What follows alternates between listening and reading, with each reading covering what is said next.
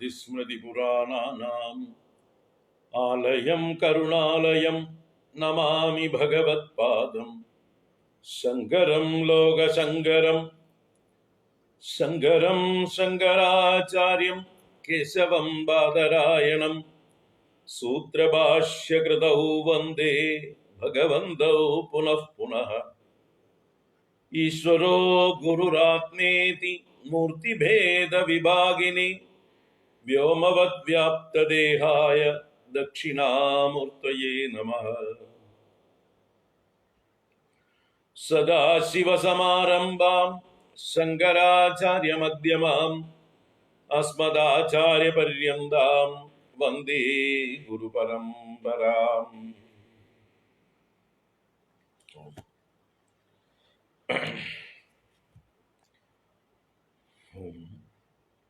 शिवं शिवकरं शान्तं शिवात्मानं शिवोत्तमं शिवमार्गप्रणेतारं प्रणतोऽस्मि सदा शिवम्। सर्वमङ्गलमाङ्गल्ये शिवे सर्वार्थसाधिके शरण्ये त्र्यम्बके गौरी नारायणि नमोस्तुते।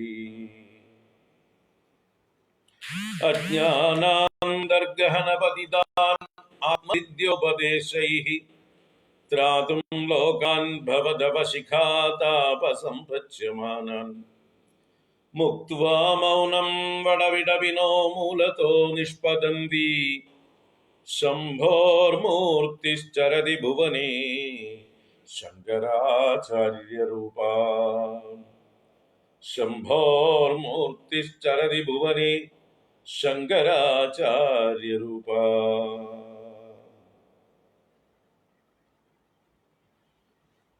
ओम श्री गुरुभ्यो नमः।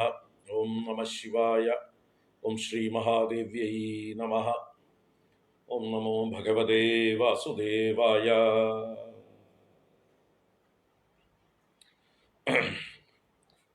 हरि ओम। എല്ലാവർക്കും നമസ്കാരം. എല്ലാവർക്കും സുപ്രഭാതം, ശുഭദിനം, സുസ്വാഗതം. ഭജഗോവിന്ദം ആദ്യത്തെ 12 ശ്ലോകങ്ങൾ ചൊല്ലാം, എന്നിട്ട് വിഷയത്തിലേക്ക് വരാം. ഭജ ഗോവിന്ദം ഭജ ഗോവിന്ദം ഗോവിന്ദം ഭജ മൂഢമതേ സംപ്രാപ്തേ സന്നിഹിതേ കാലേ നഹി നഹി രക്ഷതി ഡുകൃഞ്ജകരണേ മൂഢജഹീ ധനാഗമതൃഷ്ണാം കുരു സദ്ബുദ്ധിം മനസി വിതൃഷ്ണാം യല്ലഭസേ നിജ കർമ്മോപാത്തം വിത്തം തേന വിനോദയ ചിത്തം നാരീസ്തനഭരനാഭീദേശം ദൃഷ്ട്വാ മാഗാ മോഹാവേശം ഏതന്മാംസവസാദി വികാരം മനസി വിചിന്തയ വാരം വാരം നളിനീദളഗത ജലമതിതരളം തദ്വജ്ജീവിതമതിശയ ചപലം വിദ്ദിവ്യാദ്യഭിമാനഗ്രസ്തം ലോകം ശോകഹദം ച സമസ്തം യാവത് വിത്തോപാർജനസക്തഃ താവന്നിജ പരിവാരോ രക്തഃ പശ്ചാജ്ജീവതി ജർജരദേഹേ വാർത്താം കോപി ന പൃച്ഛതി ഗേഹേ യാവത് പവനോ നിവസതി ദേഹേ താവത് പൃച്ഛതി കുശലം ഗേഹേ ഗതവതി വായൗ ദേഹാപായേ ഭാര്യാ ബിഭ്യതി തസ്മിൻ കായേ ബാലസ്താവത് ക്രീഡാസക്തഃ തരുണസ്താവത് തരുണീസക്തഃ വൃദ്ധസ്താവത് ചിന്താസക്തഃ പരമേ ബ്രഹ്മണി കോപി ന സക്തഃ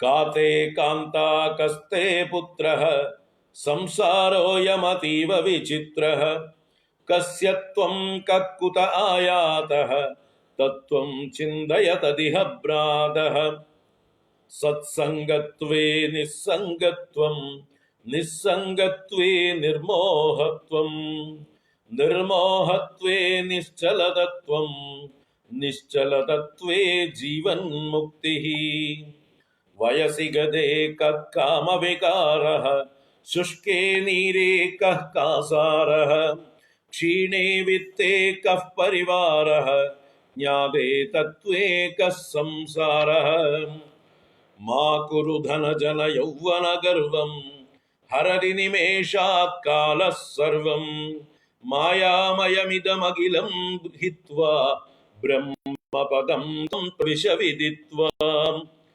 दिनयामिन्यौ सायं प्रातः शिशिरवसन्तौ पुनरायातः कालक्रीडति गच्छत्यायुः तदपि न मुञ्चत्याशावायुः भज गोविन्दं गोविन्दं भज मूढमते सम्प्राप्ते सन्निहिते काले न हि रक्षति डुकृञ्जकर्णे भज गोविन्दं गोविन्दं भज मूढमते ഹരി ഓം. എല്ലാവർക്കും നമസ്കാരം. എല്ലാവർക്കും ശുഭദിന ആശംസകൾ.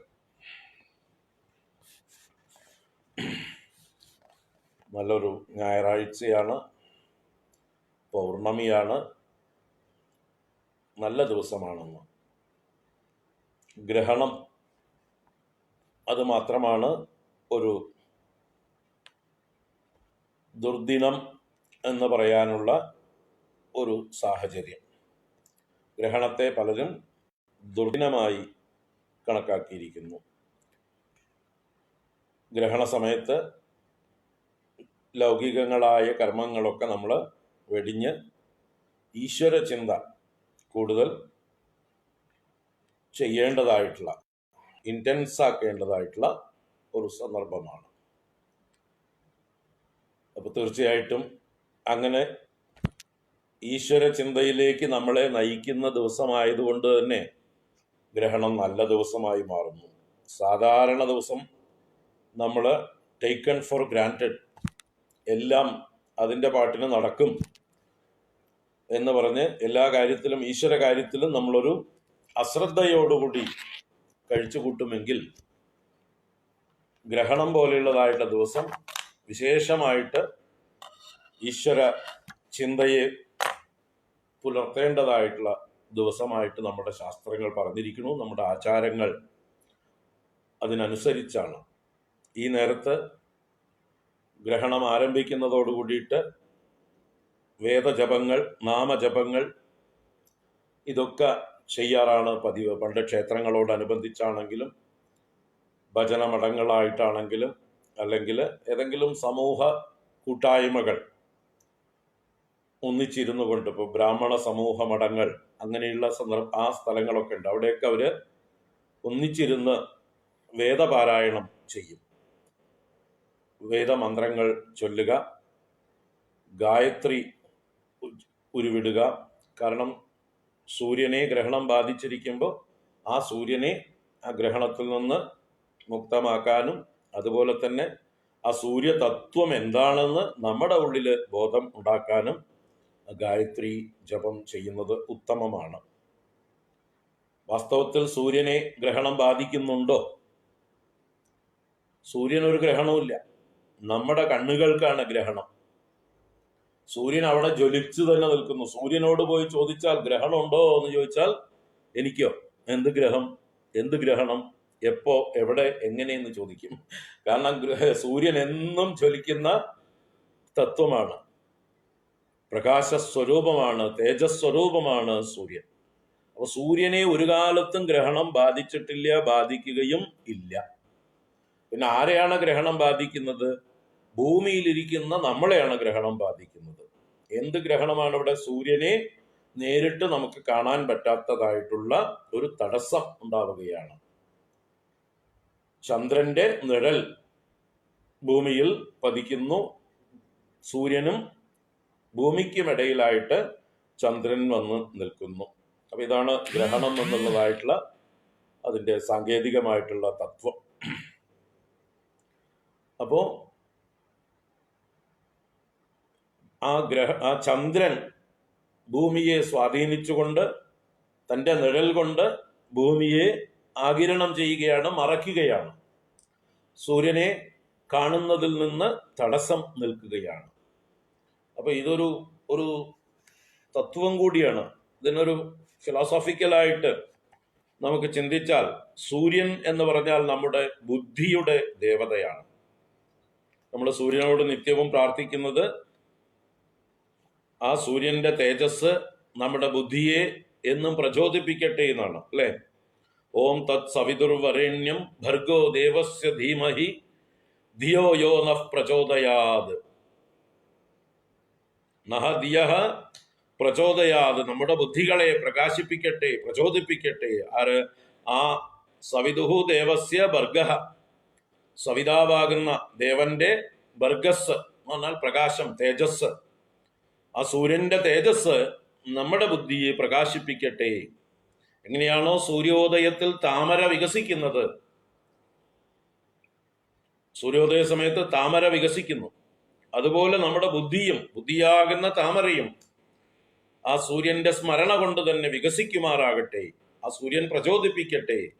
അപ്പൊ ബുദ്ധിയുടെ അതിദേവതയായിട്ട് തന്നെ സൂര്യനെ നമുക്ക് കരുതാം. അപ്പൊ അങ്ങനെ ആ സൂര്യന്റെ ഇടയ്ക്ക് ചന്ദ്രൻ വരികയാണ്. ഇപ്പൊ ഭൂമി എന്ന് പറഞ്ഞാല് നമ്മുടെ ശരീരമാണ്. ശരീരത്തിന്റെ പ്രതീകമാണ് ഭൂമി. പൃഥ്വി, പാർത്ഥിവം എന്നാണ് നമ്മുടെ ശരീരത്തെക്കുറിച്ച് പറയുന്നത്. പാർത്ഥിവം എന്നാണ്. പൃഥ്വിയിൽ ഭവിച്ചത്. പൃഥ്വേഹേ ഇതം, പൃഥ്വിയുടേതാണിത് എന്നതുകൊണ്ട് പാർത്ഥിവം എന്ന് ശരീരത്തിന് പേരുണ്ട്. പൃഥ്വിയിൽ ഭവിച്ചത്. This belongs to the earth. ഇത് ഭൂമിയുടേതാണ്. ഭൂമിയാണ് ഇതിലെല്ലാം ഉള്ളത്. ഭൂമിയിലുള്ള ഭക്ഷണം തന്നെയാണ് നമ്മൾ ഈ ശരീരമാക്കിയിരിക്കുന്നത്. അപ്പൊ ഭൂമിയിൽ നിന്ന് വേറിട്ട് ഈ ശരീരത്തിനൊരു നിലനിൽപ്പില്ല.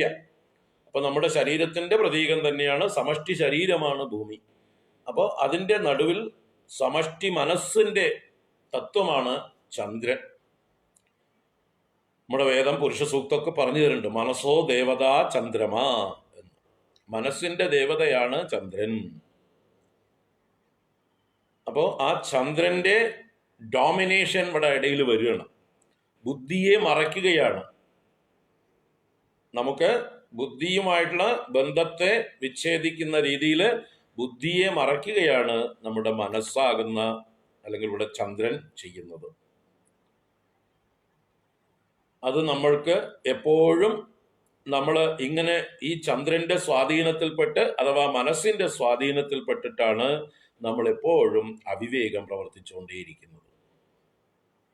ബുദ്ധിയുടെ നിർദ്ദേശങ്ങൾ കേൾക്കാതെ, ബുദ്ധിയാകുന്ന സാരഥിയുടെ നിർദ്ദേശങ്ങൾ കേൾക്കാതെ, ഈ മനസ്സിന്റെ നിയന്ത്രണത്തിൽ നമ്മൾ ഇമോഷണലായിട്ട്, എന്ന് വെച്ചാൽ നമ്മുടെ ഇന്റലിജൻസ് നഷ്ടപ്പെട്ട് നമുക്ക് മോഹം ബാധിച്ച് നമ്മൾ ഇമോഷണലായിട്ട് ഇൻടോക്സിക്കേറ്റഡ് ആയിട്ട് പ്രവർത്തിക്കുന്നു. അതാണ് നമ്മുടെ എല്ലാ ദുഃഖങ്ങൾക്കും കാരണം. അപ്പോൾ ആ ചന്ദ്രന്റെ തടസ്സമുള്ളപ്പോൾ നമ്മൾ പ്രവർത്തിക്കരുത്, എല്ലാ പ്രവൃത്തികളിൽ നിന്നും നമ്മൾ പിന്തിരിയണം എന്ന് പറഞ്ഞ് കാണിച്ചു തരുമ്പോൾ, നമ്മുടെ മനസ്സ് കൂടുതൽ വികാര വിജൃംഭിതമായിരിക്കുമ്പോൾ, അത് ബുദ്ധിയെ മറച്ചിരിക്കുമ്പോൾ, ബുദ്ധിയെ ഗ്രഹിച്ചിരിക്കുമ്പോൾ, അല്ലെ, ബുദ്ധിക്ക് ഡെലൂഷൻ, മനസ്സിന്റെ വിജൃംഭിതമായ ഭാവം കൊണ്ട്. അപ്പൊ മനസ്സാണ് ഇവിടെ ഡോമിനന്റ് ആയിരിക്കുന്നത്. ബുദ്ധി വളരെ നിഷ്പ്രഭമായി പോയിരിക്കുകയാണ്, പ്രകാശിക്കാതായിരിക്കുകയാണ്. അങ്ങനെയുള്ള നിങ്ങളുടെ പ്രവൃത്തികൾ വിവേകരഹിതമായിട്ടുള്ള പ്രവൃത്തികളായിരിക്കും. അത് നിങ്ങൾക്ക് ദുഃഖകാരണമായി തീരും. അതുകൊണ്ട് ഈ ഒരു അവസ്ഥയിൽ നിങ്ങൾ പ്രവർത്തിക്കരുത് എന്ന് നമ്മുടെ പൂർവികർ എപ്പോഴും പറഞ്ഞിട്ടുണ്ട്. നമ്മുടെ സ്വഭാവത്തിൽ നമ്മൾ എപ്പോഴും ഇമോഷണലായിട്ട് വല്ലാതെ വയലന്റ് ആയിരിക്കുന്ന സമയത്ത്, വിജൃംഭിതരായിരിക്കുമ്പോൾ നമ്മളോട് ഒന്നും ചെയ്യരുത്, ഒന്ന് ശാന്തരായിരിക്കും. ഇപ്പൊ ഈവൻ നമ്മുടെ ഗൃഹത്തിലൊരു മരണം സംഭവിച്ചു എന്ന് പറയുക, അപ്പൊ നമ്മൾക്ക് ഇമോഷണലി നമ്മൾ അപ്സെറ്റ് ആണ്, വല്ലാത്തൊരു വയലന്റ് ആയിട്ടുള്ളൊരു അവസ്ഥയാണ്, കലങ്ങി മറിഞ്ഞുകൊണ്ടിരിക്കുകയാണ് നമ്മുടെ ഉള്ളില്. അപ്പൊ നമ്മുടെ ബുദ്ധി പ്രവർത്തിക്കുന്നില്ല, ബുദ്ധിയെ മറച്ചിരിക്കുകയാണ് ഈ ഇമോഷൻസ്. ആ സമയത്ത് നമുക്ക് ശൂന്യം ബാധിച്ചിരിക്കണം എന്ന് പറഞ്ഞാൽ ബുദ്ധിയിലൊരു ശൂന്യതയാണ്, ഒന്നും വേണ്ടതൊന്നും പ്രകാശിക്കുന്നില്ല. അപ്പൊ നമ്മളോട് ഒന്നും ചെയ്യരുത് എന്ന് പറഞ്ഞിരിക്കണം. അതാണ് വാലായ്മ എന്നൊക്കെ പറയുന്നതായിട്ടുള്ള സന്ദർഭം. അപ്പൊ നിങ്ങളുടെ ബുദ്ധി ഇപ്പൊ ആകെ കലങ്ങി മറിഞ്ഞിരിക്കുന്ന വിക്ഷുബ്ധമായിരിക്കുന്ന ഒരു അവസ്ഥയാണ്, മനസ്സ് വിക്ഷുബ്ധമായിരിക്കുന്ന അവസ്ഥയാണ്, ബുദ്ധി പ്രകാശിക്കാത്ത അവസ്ഥയാണ്. അതുകൊണ്ട് ഇപ്പൊ നിങ്ങൾ ഒന്നും ചെയ്യണ്ട, ഒന്നും ചെയ്താൽ ശരിയാവില്ല. അതുകൊണ്ട് കുറച്ച് ദിവസം വിശ്രമിക്കൂ എന്ന് പറഞ്ഞ് നമ്മുടെ വീടുകളിൽ വളരെ വേണ്ടപ്പെട്ടവർ മരിച്ചിരിക്കുമ്പോൾ നമുക്ക് കുറച്ച് ദിവസം വിശ്രമം തരുന്നു. ആ വിക്ഷോഭത്തിൽ നിന്ന് നമ്മൾ മനസ്സൊന്ന് ശാന്തമായിട്ട് വേണം ഇതെല്ലാം ഈ എന്താ പറയുക ആ ഫാക്റ്റുകളൊക്കെ ഒന്ന് അക്സെപ്റ്റ് ചെയ്ത് നമ്മുടെ മനസ്സിനൊരു ശാന്തി വന്നു കഴിഞ്ഞാൽ നമുക്ക് വീണ്ടും നമ്മുടെ കർമ്മമണ്ഡലങ്ങളിലേക്ക് തിരിച്ചു വരാം. അതിനാണ് നമ്മുടെ ശാസ്ത്രങ്ങൾ ഒരു അനുവാദം തന്നിരിക്കുന്നത്. ആരെങ്കിലുമൊക്കെ മരിച്ചു കഴിഞ്ഞാൽ പെല എന്ന് പറഞ്ഞ് നമ്മളെ മാറ്റി നിർത്തുന്നത്, നമ്മൾ we are not fit, fully fit അല്ല നമ്മൾ ആ സമയത്ത്. നമ്മൾ എന്ത് ചെയ്താലും അത് എന്തെങ്കിലും അബദ്ധമായിട്ട് ഭവിക്കും. അത് ഈശ്വര കാര്യങ്ങൾ പോലും നിങ്ങൾക്ക് മനസ്സിരുത്തി ചെയ്യാൻ പറ്റാത്ത അവസ്ഥയായിരിക്കും. അതുകൊണ്ട് അതും ഒഴിവാക്കിക്കോളൂ എന്ന് പറഞ്ഞു. അത് വേണമെങ്കിൽ ചെയ്യാവുന്നതാണ് ഓരോരുത്തർക്കും അവരവരുടെ കപ്പാസിറ്റിക്ക് അനുസരിച്ച്. പക്ഷെ അതും വേണമെങ്കിൽ ഒഴിവാക്കിക്കോളൂ എന്ന് പറഞ്ഞാൽ അതിൽ നിന്നും എക്സംഷൻ തന്നിരിക്കണം. അപ്പൊ പിന്നെ ബാക്കി ലൗകിക കാര്യങ്ങളിൽ നിന്ന് പൂർണ്ണമായിട്ടും എക്സംപ്റ്റ് ചെയ്തിരിക്കുകയാണ്. അപ്പൊ അതുപോലെയാണ് ഇവിടെ ഗ്രഹണം ബാധിക്കുക എന്ന് പറയുമ്പോൾ. ഇപ്പൊ നമ്മൾ കോപിച്ചിട്ട് ആരോടെങ്കിലും ശണ്ട കൂടി നിൽക്കുമ്പോൾ നമ്മുടെ കാരണവന്മാരോ സ്കൂളിലൊക്കെ പഠിക്കുന്ന കാലത്ത് ടീച്ചർമാരോ ഒക്കെ ആണെങ്കിൽ നമ്മളോട് പറയും അത് ഒരു 30 വരെ എണ്ണും, ദേഷ്യം വന്നാൽ ഒരു 30 വരെ എണ്ണും എന്ന് പറഞ്ഞ് നമ്മളെ ഇപ്പുറത്ത് മാറ്റി നിർത്തി 30 വരെ എണ്ണാൻ പറയും. 1, 2, 3, 4 എന്ന് പറഞ്ഞ് നമ്മളൊരു 30 വരെ എണ്ണുമ്പോഴേക്കും നമ്മുടെ ദേഷ്യം, വികാരം ഒന്ന് അടങ്ങും, മനസ്സൊന്ന് ഏകാഗ്രമാകും, ഒന്ന് സ്വസ്ഥമാകും, ഒന്ന് ശാന്തമാകും. അതിനുശേഷം നമ്മൾ പിന്നെ നമ്മുടെ പ്രവൃത്തികളിലേക്ക് നമുക്ക് മുഴുകാം. അപ്പൊ അതുപോലൊരു സന്ദർഭമാണ് ഈ ഭൂമിയെ മൊത്തത്തിലായിട്ട് ചന്ദ്രൻ സൂര്യന്റെ ഇടയ്ക്ക് വന്ന് സൂര്യപ്രകാശത്തെ മറയ്ക്കുമ്പോൾ ഈ ഭൂമിയിൽ നമ്മുടെ മനസ്സിന്റെ സ്വാധീനം കൊണ്ട് നമ്മൾക്ക് വികാരം ഉണ്ടാകുന്നത് പോലെ തന്നെ, ബുദ്ധിയുടെ സ്വാധീനം കുറയുന്നത് പോലെ തന്നെ പ്രകൃതിയിലും സൂര്യരശ്മികളുടെ സ്വാധീനം കുറയുന്നത് കൊണ്ട് വിഷജന്തുക്കൾക്കൊക്കെ ഇവിടെ ശക്തി വർദ്ധിക്കും, ദുഷ്ടശക്തികൾ ഇവിടെ ശക്തി പ്രാപിക്കും. അപ്പോൾ ആ വിഷജന്തുക്കളെയും ദുഷ്ടശക്തികളെയും കൃമികീടങ്ങളെയും ഒക്കെ നമ്മൾ എന്താ പറയുക നമ്മളെ ബാധിക്കാതിരിക്കാൻ വേണ്ടി, അവയെ അകറ്റി നിർത്താൻ വേണ്ടി അങ്ങനെയുള്ള കാര്യങ്ങളൊന്നും നമ്മൾ പ്രവർത്തിക്കാതിരിക്കുക. ഭക്ഷണം പാചകം ചെയ്യുക, കഴിക്കുക, പാചകം ചെയ്തത് എടുത്തു വയ്ക്കുക, ഇങ്ങനെയുള്ള കാര്യത്തിലൊക്കെ പല നിയന്ത്രണങ്ങളും വച്ചിരിക്കുന്നു. ആ ഡിസിപ്ലിൻസ് നമ്മൾ പാലിക്കുക. എന്നിട്ട് ഗ്രഹണം കഴിഞ്ഞതിന് ശേഷം ശരീരവും ഗൃഹവും ഒക്കെ ശുദ്ധിയാക്കിയ ശേഷം നമ്മൾ ഭക്ഷണം കഴിക്കുക, ഭക്ഷണം പാചകം ചെയ്യുക, കഴിക്കുക എന്നൊക്കെ വിധി വെച്ചിരിക്കണം. ഇതൊക്കെ ഇപ്പൊ നമ്മൾ കണ്ടില്ലേ ഈ കൊറോണ വൈറസ് കാലത്ത് എന്തെല്ലാം ഇടയ്ക്കിടയ്ക്ക് കൈ കഴുകൂ, കാല് കഴുകൂ, മുഖം കഴുകൂ, എന്ത് തൊട്ടാലും ഒക്കെ കഴുകൂ എന്ന് പറയുന്ന ഒരു അവസ്ഥ വന്നില്ല. ഇത് തന്നെയാണ് ഗ്രഹണ സമയത്തും വൈറസുകൾ, ബാക്ടീരിയകൾ, അണുക്കൾ ഒക്കെ കൂടുതൽ ശക്തി പ്രാപിക്കുന്നതായിട്ടുള്ള സന്ദർഭമാണ്. അതുകൊണ്ട് അത് കഴിഞ്ഞിട്ട് ശരീരശുദ്ധി വരുത്തി അല്ലെങ്കിൽ കുളിച്ചിട്ട് നമ്മുടെ കർമ്മങ്ങളിലേക്ക് പ്രവേശിക്കുക. നമ്മൾ ഉപയോഗിക്കുന്ന വസ്തുക്കളൊക്കെ തന്നെ, ഭക്ഷണ പദാർത്ഥങ്ങളൊക്കെ തന്നെ നല്ലോണം സേഫായിട്ട് അതിനെ വൃത്തിയാക്കുക. ഇതൊക്കെ പറഞ്ഞിരിക്കുന്നു. അപ്പോൾ ഈ സമയത്ത് പ്രത്യേകമായിട്ട് ചെയ്യേണ്ടത് എന്താണ്? ഈശ്വര ഭജനം. കാരണം ഈ മനസ്സിനെ നിയന്ത്രിക്കാൻ, ബുദ്ധിയെ കൂടുതൽ പ്രകാശിപ്പിക്കാൻ, ബുദ്ധിയുടെ നഷ്ടപ്പെട്ട സ്വാധീനം തിരിച്ചു കൊണ്ടുവരാൻ ഈശ്വര അനുഗ്രഹം നമുക്ക് ഉണ്ടാവണം. അപ്പോഴേ നമ്മുടെ വിവേക ശക്തി പ്രവർത്തിക്കുകയുള്ളൂ. അപ്പോൾ അതിനുവേണ്ടി നമുക്ക് എന്ത് ചെയ്യാം? ഇപ്പോൾ ഈശ്വര ഭജനം ചെയ്യാം. അപ്പോൾ ഇതൊരു അനുഗ്രഹമാണ്.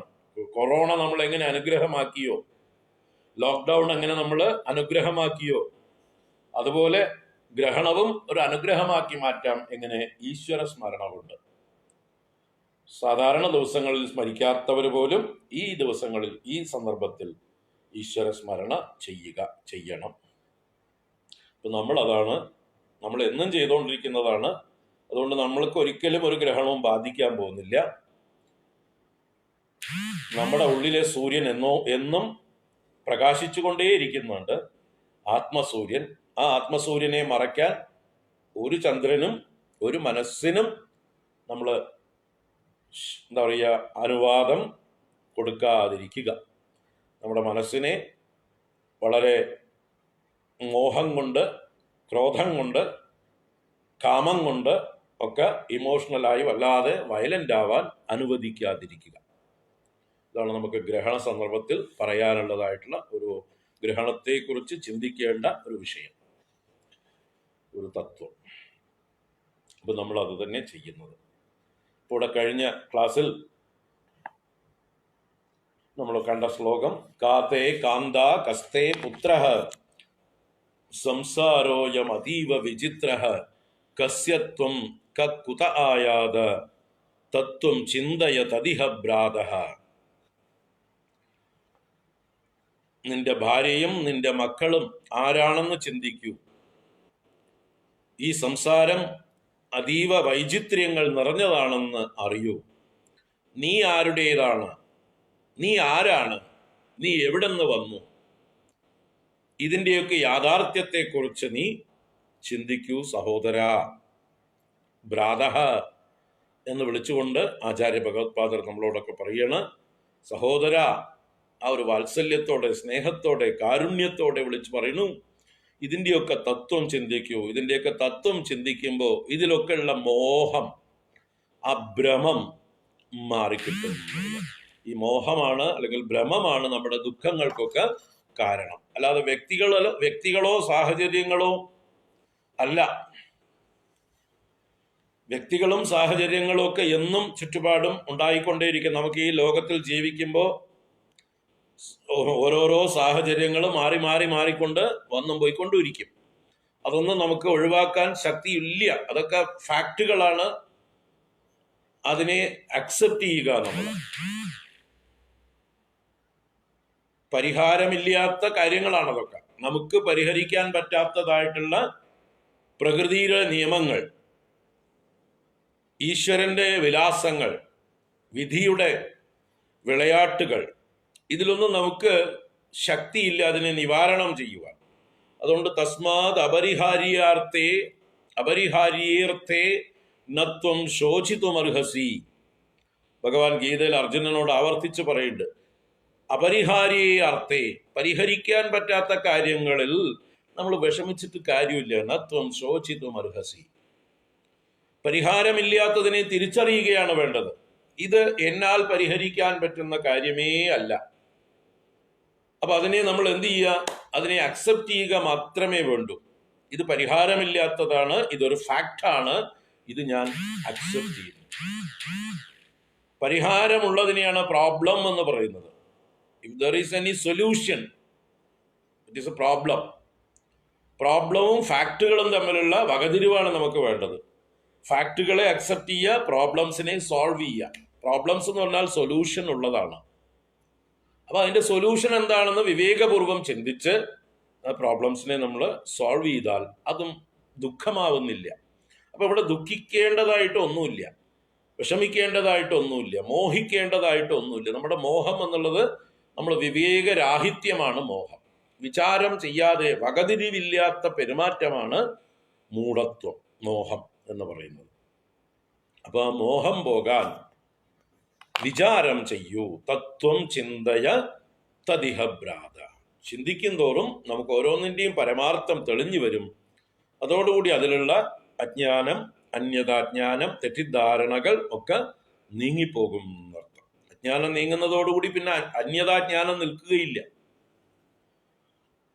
കയറാണെന്ന് തിരിച്ചറിയുന്നതോടുകൂടി പിന്നെ അതിലുള്ള പാമ്പിനെ കുറിച്ച് ഒരു പേടി ഉണ്ടാവില്ല. നമുക്ക് ഉണ്ടാവോ? മറ്റത് കയറിനെ മങ്ങിയ വെളിച്ചത്തില് പാമ്പാണെന്ന് തെറ്റിദ്ധരിച്ച് നമ്മൾ ഭയപ്പെട്ട് ഓടുകയാണ്. അതിൻ്റെ ഇടയിൽ വീഴുകയും തലപൊട്ടുകയും കയ്യും കാലും മുറിയുകയും ഒക്കെ ചെയ്യാം. ചിലപ്പോൾ ഭയപ്പെട്ടിട്ട് തന്നെ ആളുടെ കാറ്റ് പോകാം, ഹാർട്ട് അറ്റാക്ക് വരാം. എന്നിട്ട് വടിയെടുക്കുക, ആളെ വിളിക്കുക, എന്തൊക്കെയോ ചെയ്യണു നമ്മൾ. വാസ്തവത്തിൽ നമ്മൾ നല്ലോണം ഒന്ന് വെളിച്ചടിച്ച് നോക്കിയിരുന്നെങ്കിൽ, അതെന്താണ് സാധനം എന്ന് നോക്കിയിരുന്നെങ്കിൽ, അത് കയറാണ് എന്ന് മനസ്സിലായിരുന്നെങ്കിൽ ഈ വെപ്രാളമൊക്കെ വേണ്ടിയിരുന്നു. അപ്പൊ പലപ്പോഴും നമ്മൾ ഇതേപോലെയാണ് നമ്മുടെ വ്യവഹാരം. എല്ലാ ലോക വ്യവഹാരങ്ങളും നമ്മൾ കാള പെറ്റുമെന്ന് കേൾക്കുമ്പോഴേക്കും കയറെടുക്കുന്ന കൂട്ടരാണ്. അതിന്റെ പരമാർത്ഥം എന്താണെന്ന് ചിന്തിക്കില്ല, സത്യം എന്താണെന്ന് അന്വേഷിക്കില്ല. ആരെങ്കിലും എന്തെങ്കിലും പറയുമ്പോഴേക്കും നമ്മൾ അതിനെ നമ്മുടെ വകയായിട്ട് കുറെ കൂടി കൂട്ടി അങ്ങോട്ട് വലുതാക്കി പർവ്വതീകരിച്ച് അതിൻ്റെ പേരിൽ വിഷമിക്കും.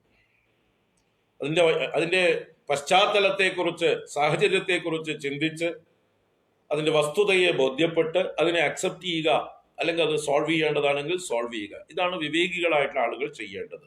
പക്ഷെ ആളുകൾ പലരും വിവേകമില്ലാതെ വികാരത്തിന് അടിമകളായിട്ട് പെരുമാറുന്നതാണ് നമ്മൾ കാണുന്നത്. അവരാണ് മോഹിതർ, മൂഢർ. ഇപ്പൊ ചിന്തിക്കാനാണ് പറയുന്നത്. എവിടെയോ വെച്ച് കണ്ടുമുട്ടിയുള്ളതാണ് ഭാര്യ. എപ്പോൾ വേണമെങ്കിൽ എവിടെ വിട്ടു വേണമെങ്കിൽ നമ്മളെ വിട്ടുപോകാം. ഒരു കാര്യത്തിലും ഗ്യാരണ്ടി ഇല്ല. ആയുസ്സിന്റെ കാര്യത്തിലും ഗ്യാരണ്ടി ഇല്ല. അതാണ് തീരെ ഗ്യാരണ്ടി ഇല്ലാത്ത കാര്യം. പിന്നെ സ്വഭാവത്തിന്റെ കാര്യത്തിലും ഗ്യാരണ്ടി ഇല്ല, അല്ലേ? അതേ ഭാര്യ തന്നെ ചിലപ്പോ നമ്മുടെ ഘാതകി ആവാം. ഇഷ്ടംപോലെ കഥകൾ നമ്മൾ കേട്ടോണ്ടിരിക്കുന്നു.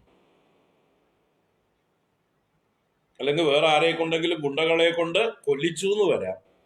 തിരിച്ചും ഭർത്താവ് ഭാര്യയെ പാമ്പിനെ വിട്ടിട്ടോ എങ്ങനെയെങ്കിലുമൊക്കെ ഘടിപ്പിച്ചു എന്ന് വരാം. അപ്പൊ ഇതൊക്കെ ഇത്രയേ ഉള്ളൂ.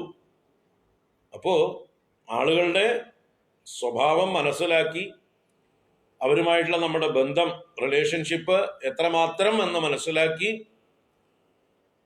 ആ പരിമിതികളിൽ നിന്നുകൊണ്ട് അവരെ സ്നേഹിച്ചും അവർക്ക് വേണ്ട നമ്മുടേതായിട്ടുള്ള ധർമ്മം ചെയ്തുകൊണ്ടും പോകുന്നത്രയും ദൂരം പോകട്ടെ. എവിടെ വെച്ച് വേണമെങ്കിൽ പിരിയാവുന്നതാണ്. വലിയ പ്രതീക്ഷകളൊന്നും വെക്കേണ്ട. പ്രതീക്ഷകളാണ് നിരാശകൾക്ക് കാരണം. അപ്പോ ലോക സ്വഭാവം ഇങ്ങനെയാണെന്ന് അറിഞ്ഞുകൊണ്ട് എല്ലാം ഈശ്വരനിൽ സമർപ്പിച്ചുകൊണ്ട് അവനവന്റെ ധർമ്മത്തെ, അതാണ് ധർമ്മം ചെയ്യാനേ നമ്മുടെ ശാസ്ത്രങ്ങൾ പറഞ്ഞിട്ടുള്ളൂ. അവനവന്റെ ഡ്യൂട്ടീസ്, ഭാര്യയോട് ഡ്യൂട്ടീസ് ഉണ്ട്, മക്കളോട് ഡ്യൂട്ടീസ് ഉണ്ട്, കുടുംബത്തോട് ഡ്യൂട്ടീസ് ഉണ്ട്, സമൂഹത്തോട് ഡ്യൂട്ടീസ് ഉണ്ട്. ആ ഡ്യൂട്ടീസൊക്കെ ഈശ്വര പൂജയായി ചെയ്യുക. കാരണം ഈ വ്യക്തിക്ക് വേണ്ടി ചെയ്യുമ്പോഴാണ് നിരാശയുണ്ടാവുക, കോപമുണ്ടാവുക ഒക്കെ ചെയ്യുക. നമ്മളൊരു വ്യക്തിയെ സ്നേഹിച്ചിട്ട് ആ വ്യക്തിക്ക് വേണ്ടി നമ്മൾ ആത്മാർത്ഥമായിട്ട് പലതും ചെയ്യുമ്പോൾ അവരതിനെ റെക്കഗ്നൈസ് ചെയ്യാതിരിക്കുകയും വിപരീതമായി എടുക്കുകയും നമ്മളെ നിന്ദിക്കുകയും ഒക്കെ ചെയ്യുമ്പോൾ തീർച്ചയായിട്ടും നമ്മൾ ഫ്രസ്ട്രേറ്റഡ് ആവും. ഞാൻ ഇത്രയൊക്കെ ചെയ്തിട്ട് ഇവൾ എന്നോട് ഇങ്ങനെയാണല്ലോ പെരുമാറുന്നത്, അല്ലെങ്കിൽ ഇവൻ എങ്ങനെയാണല്ലോ എന്നോട് പെരുമാറുന്നത്, ഞാൻ ഇനിയിപ്പോ എന്തിനു ചെയ്യണം, ഞാൻ ഇനിമേൽ ഒന്നും ചെയ്യുന്നില്ല, ഇങ്ങനെയൊക്കെ നമ്മൾ തീരുമാനിക്കാറുണ്ട്.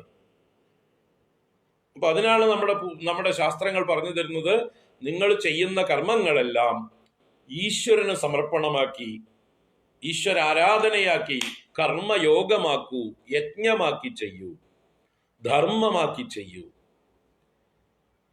അപ്പൊ നിങ്ങൾ ചെയ്യുന്നതിന്റെ ആത്മാർത്ഥത നിങ്ങൾക്ക് നിങ്ങളോടുണ്ടായാൽ മതി, ഈശ്വരനോടുണ്ടായാൽ മതി. എല്ലാം ഈശ്വരൻ അറിയുന്നുണ്ട്. ആ ചെയ്യുന്ന കർമ്മത്തിൽ നിങ്ങൾക്ക് തൃപ്തി കിട്ടിയാൽ മതി. അതിന്റെ ഫലം നിങ്ങൾ നിശ്ചയിക്കണ്ട. അത് ഫലം വരുന്നത് വരട്ടെ. ഫലം എങ്ങനെ വേണമെങ്കിൽ വരാം. അത് നമ്മൾ പ്രതീക്ഷിക്കുന്ന പോലെ വരില്ല. അതുകൊണ്ട് നമ്മൾ പ്രതീക്ഷ വെക്കാതിരിക്കുക. ഫലം വരാതിരിക്കില്ല. എല്ലാ കർമ്മത്തിനും ഫലമുണ്ട്. പക്ഷെ അത് നിയന്ത്രിക്കുന്നത്, കർമ്മഫലത്തെ നിയന്ത്രിക്കുന്നതിന് ഒരുപാട് ഘടകങ്ങളുണ്ട്. നമ്മുടെ ആഗ്രഹം മാത്രമല്ല ഫലത്തിന്റെ എന്താ പറയുക നിയന്താവ്. നമ്മൾ ചെയ്ത കർമ്മം വേണ്ടതുപോലെ ആവണം, യഥാസമയമാവണം, എത്ര ഗുണമായിട്ട് അത് ചെയ്തു, പൂർണ്ണമായിട്ട് ചെയ്തു, അതിനനുസരിച്ചാണ് അതിന്റെ ഫലം. അപ്പൊ കാലം, ദേശം, പാത്രം, നമ്മുടെ ശക്തി, ഇതൊക്കെ അനുസരിച്ചാണ് നമ്മൾ ചെയ്യുന്നത്. അതുപോലെ തന്നെ ദൈവം എന്നൊരു ഘടകം ഉണ്ടായിരുന്നു. ദൈവം എന്ന് പറഞ്ഞാൽ അദൃഷ്ടമായിട്ടുള്ളൊരു ഘടകം. ഏത് കർമ്മത്തിന്റെ പുറകിലും ദൈവം എന്നൊരു ഘടകമുണ്ട്. ദൈവം എന്നാൽ വിധി എന്ന് നമ്മൾ പറയും, അദൃഷ്ടം എന്ന് പറയും. എന്ന് പറഞ്ഞാൽ അത് നമ്മുടെ പൂർവ്വകർമ്മങ്ങളുടെയൊക്കെ ഫലമാണ്. നമ്മളിപ്പോ ചെയ്യുന്നതിന്റെ മാത്രം ഫലമല്ല നമ്മൾക്ക് കിട്ടുക, നമ്മൾ മുമ്പ് ചെയ്തതിന്റെ ഫലം കൂടി കാത്തു കിടപ്പുണ്ട്. അത് നമ്മൾ മുമ്പ് ചെയ്തത് പാപങ്ങളാണെങ്കിൽ നമ്മൾ ഇപ്പൊ ചെയ്യുന്ന കർമ്മത്തിന്റെ ഫലത്തിന് അത് വിഘാതമായിട്ട് വരും. അപ്പൊ നമ്മൾ എന്ത് ചെയ്താലും ഫലിക്കില്ല, നമ്മൾ ഉദ്ദേശിച്ച ഫലം കിട്ടില്ല. കാരണം ഇപ്പൊ നമ്മൾ കുറെ കടം വാങ്ങിച്ചിട്ടുണ്ടെന്ന് വിചാരിക്കുക നേരത്തെ തന്നെ. അപ്പൊ ഇപ്പൊ നമ്മൾ സമ്പാദിക്കുന്നത് മുഴുവൻ നമുക്ക് അനുഭവിക്കാൻ പറ്റുമോ? ഈ കടം വീട്ടാനല്ലേ പറ്റുള്ളൂ. ഈ കടത്തിന്റെ അക്കൗണ്ടിലേക്ക് അത് ക്രെഡിറ്റ് ആയി പോകും. ആ കടങ്ങൾ വീട്ടിയതിന് ശേഷമേ നമുക്ക് അനുഭവിക്കാൻ പറ്റുള്ളൂ. നേരെ മറിച്ച് നമ്മൾ കുറെ സമ്പാദിച്ചു വെച്ചിട്ടുണ്ട്, ഇപ്പോഴും നമ്മൾ സമ്പാദിച്ചുകൊണ്ടിരിക്കണമെങ്കിലോ രണ്ടും കൂടി ചേർത്ത് നമുക്ക് അനുഭവിക്കാം, അല്ലേ? അപ്പൊ അതുപോലെയാണ് നമ്മൾ മുമ്പ് പുണ്യം ചെയ്തിട്ടുണ്ടെങ്കിൽ നമ്മൾ ഇപ്പൊ ചെറിയൊരു കർമ്മം ചെയ്യുമ്പോൾ അതിന്റെ റിസൾട്ട് വലുതായിട്ട് വരും. നമ്മൾ തന്നെ പ്രതീക്ഷിക്കാത്ത ഒരു അനുകൂലമായിട്ടുള്ള ഒരു അവസ്ഥയായിട്ട് വരും. അപ്പൊ നമ്മൾ വിചാരിക്കും, എന്തൊരു ഭാഗ്യം, ഈശ്വര അനുഗ്രഹം, ഞാൻ അർഹിക്കുന്നതിനേക്കാൾ, ഞാൻ ചെയ്ത കർമ്മത്തെക്കാൾ വലിയ ബലം എനിക്ക് ലഭിച്ചിരിക്കുന്നു. അപ്പൊ ചിലപ്പോൾ ലോട്ടറി അടിക്കും പോലെയുള്ളതായിട്ടുള്ള വലിയ ലക്കുകളൊക്കെ നമുക്ക് വരും. നമ്മൾ ചെയ്തതിന്റെ എത്രയോ ഇരട്ടി ബലം ലഭിക്കാറുണ്ട്. അതിനെ ഭാഗ്യം എന്ന് നമ്മൾ പറയും. അത് നമ്മുടെ പൂർവ്വകർമ്മത്തിന്റെ ഫലമാണ്. അത് അക്യുമുലേറ്റ് ചെയ്ത് കിടപ്പുണ്ടായിരുന്നു. അപ്പൊ നമ്മൾ ഇപ്പൊ ചെയ്ത കർമ്മം അതിനെ തുറന്നു വിട്ടു, എല്ലാം കൂടി അനുകൂലമായിട്ട് നമുക്ക് വന്നു. അതുപോലെ മുമ്പ് ചെയ്ത പാപങ്ങൾ അക്യുമുലേറ്റ് ചെയ്ത് കിടപ്പുണ്ട് സഞ്ചിതമായിട്ട്. നമ്മൾ ഇപ്പൊ ചെയ്തതായിട്ടുള്ള ചില കർമ്മങ്ങൾ ആ പാപത്തിനെ തുറന്നു വിട്ടു. അപ്പോൾ നമ്മൾക്ക് ചിലപ്പോൾ ദുരിത ഫലമായിരിക്കും വരിക, ദുഃഖങ്ങളായിരിക്കും വരിക. പക്ഷെ അപ്പോഴും നമ്മൾ വിചാരിക്കണം, തീർച്ചയായിട്ടും അത്രയും കടം വീട്ടിയല്ലോ എന്ന്. അത്രയും എൻ്റെ ഇനിയും എന്തായാലും ഈ കടം ഞാൻ വെച്ച് കിടപ്പുണ്ട്. ആ കടം വീട്ടിയതിന്റെ ഒരു ആശ്വാസം ഓരോ ദുഃഖങ്ങളും അനുഭവിക്കുമ്പോൾ, എന്ന് വെച്ചാൽ വിപരീത ഫലം നമ്മൾ അനുഭവിക്കുമ്പോൾ, പ്രതികൂല സാഹചര്യങ്ങൾ വരുമ്പോൾ നമ്മൾ അതിനെ പോസിറ്റീവായിട്ട് എടുക്കുക. എൻ്റെ ഏതൊക്കെയോ കടങ്ങൾ വീട്ടിക്കൊണ്ടിരിക്കുകയാണ്, ഏതൊക്കെയോ പാപങ്ങൾ ക്ഷയിച്ചുകൊണ്ടിരിക്കുകയാണ്, അത്രയും കഴിഞ്ഞുവല്ലോ, ഇനി അത് കഴിച്ച് ബാക്കിയല്ലേ ഞാൻ അനുഭവിക്കേണ്ടതുള്ളൂ എന്ന് ആശ്വസിക്കാം. അപ്പൊ അതിനാണ് നമ്മൾ എല്ലാം ഈശ്വരാർപ്പണമാക്കി ചെയ്യുന്നത്. നമ്മൾ വ്യക്തികൾക്കല്ല സമർപ്പിക്കേണ്ടത്, എല്ലാം ഈശ്വരനിൽ സമർപ്പിക്കുക. അപ്പൊ നമുക്ക് നിരാശകളില്ല, ഫ്രസ്ട്രേഷൻ ഇല്ല. അതിൻ്റെ വരുന്നതെല്ലാം ഈശ്വര പ്രസാദം എന്നുള്ള ഭാവം. നല്ലത് വന്നാലും നെഗറ്റീവായിട്ട് വന്നാലും അത് ഈശ്വരൻ എനിക്ക് ഇതാണിപ്പോ അനുവദിച്ചിരിക്കുന്നത്, അദ്ദേഹത്തിന്റെ ഇച്ഛയാണിത്, അദ്ദേഹത്തിന്റെ പ്രസാദം ഞാൻ എൻ്റെ തുറന്ന മനസ്സോടെ സന്തോഷപൂർവം ഞാൻ സ്വീകരിക്കുന്നു, സന്തുഷ്ടനായി ഞാൻ സ്വീകരിക്കുന്നു. എനിക്ക് യാതൊരു കംപ്ലൈന്റും ഇല്ല. ഞാൻ ഇത്രയൊക്കെ ചെയ്തിട്ട് എനിക്ക് ഇതാണോ കിട്ടിയത് എന്ന് ഞാൻ ചോദിക്കില്ല. കാരണം ഇതാണ് ഞാൻ അർഹിക്കുന്നത്, ഈശ്വരൻ എനിക്കത് തന്നു, അത് ഈശ്വരന്റെ പ്രസാദം. ഈശ്വരനോട് കണക്ക് പറയാൻ വളർന്നിട്ടില്ല ഞാൻ. എനിക്ക് എന്താണ് വേണ്ടത് എന്ന് നല്ലോണം അറിയുന്ന ആളാണ് ഈശ്വരൻ.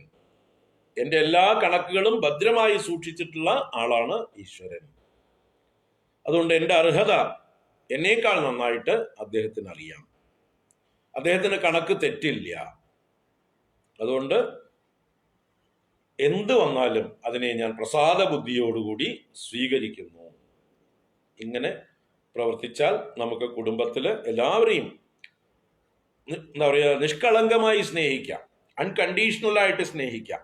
അവർ ഭാവിയിൽ എന്തോ ചെയ്തോട്ടെ, മുമ്പ് എന്തോ ചെയ്തോട്ടെ, മുമ്പ് നമ്മളെ പല രീതിയിലും ഉപദ്രവിച്ചിട്ടുണ്ടാവാം, നമ്മളെ നിന്ദിച്ചിട്ടുണ്ടാവാം, കുറ്റപ്പെടുത്തിയിട്ടുണ്ടാവാം, പോട്ടെ, അതൊക്കെ മറക്കുക. Forget and forgive. നാളെ അവർ എന്ത് രീതിയിൽ വേണമെങ്കിലും നമ്മളോട് പെരുമാറാം. അതിനെക്കുറിച്ച് നമ്മൾ വല്ലാതെ കാൽക്കുലേറ്റീവായിരിക്കേണ്ട, മുൻവിധികളോടുകൂടി ഇരിക്കേണ്ട. നാളെ ചിലപ്പോൾ അവർ നമ്മളോട് കൂടുതൽ സ്നേഹത്തോടുകൂടി പെരുമാറാം. നമ്മളെ ശരിക്കും മനസ്സിലാക്കി അക്സെപ്റ്റ് ചെയ്യാം അവര്. ഇപ്പൊ അവര് നമ്മളോട് വളരെ മോശമായ രീതിയിലാണ് പെരുമാറിക്കൊണ്ടിരിക്കുന്നതെങ്കിലും അതൊക്കെ ഈശ്വരനെ വിടുക. ഈശ്വരൻ നമ്മളെ ഓരോ രീതിയിൽ പരീക്ഷിക്കുന്നതാണെന്ന് കരുതാം, നമ്മളെ പാകപ്പെടുത്താൻ വേണ്ടി.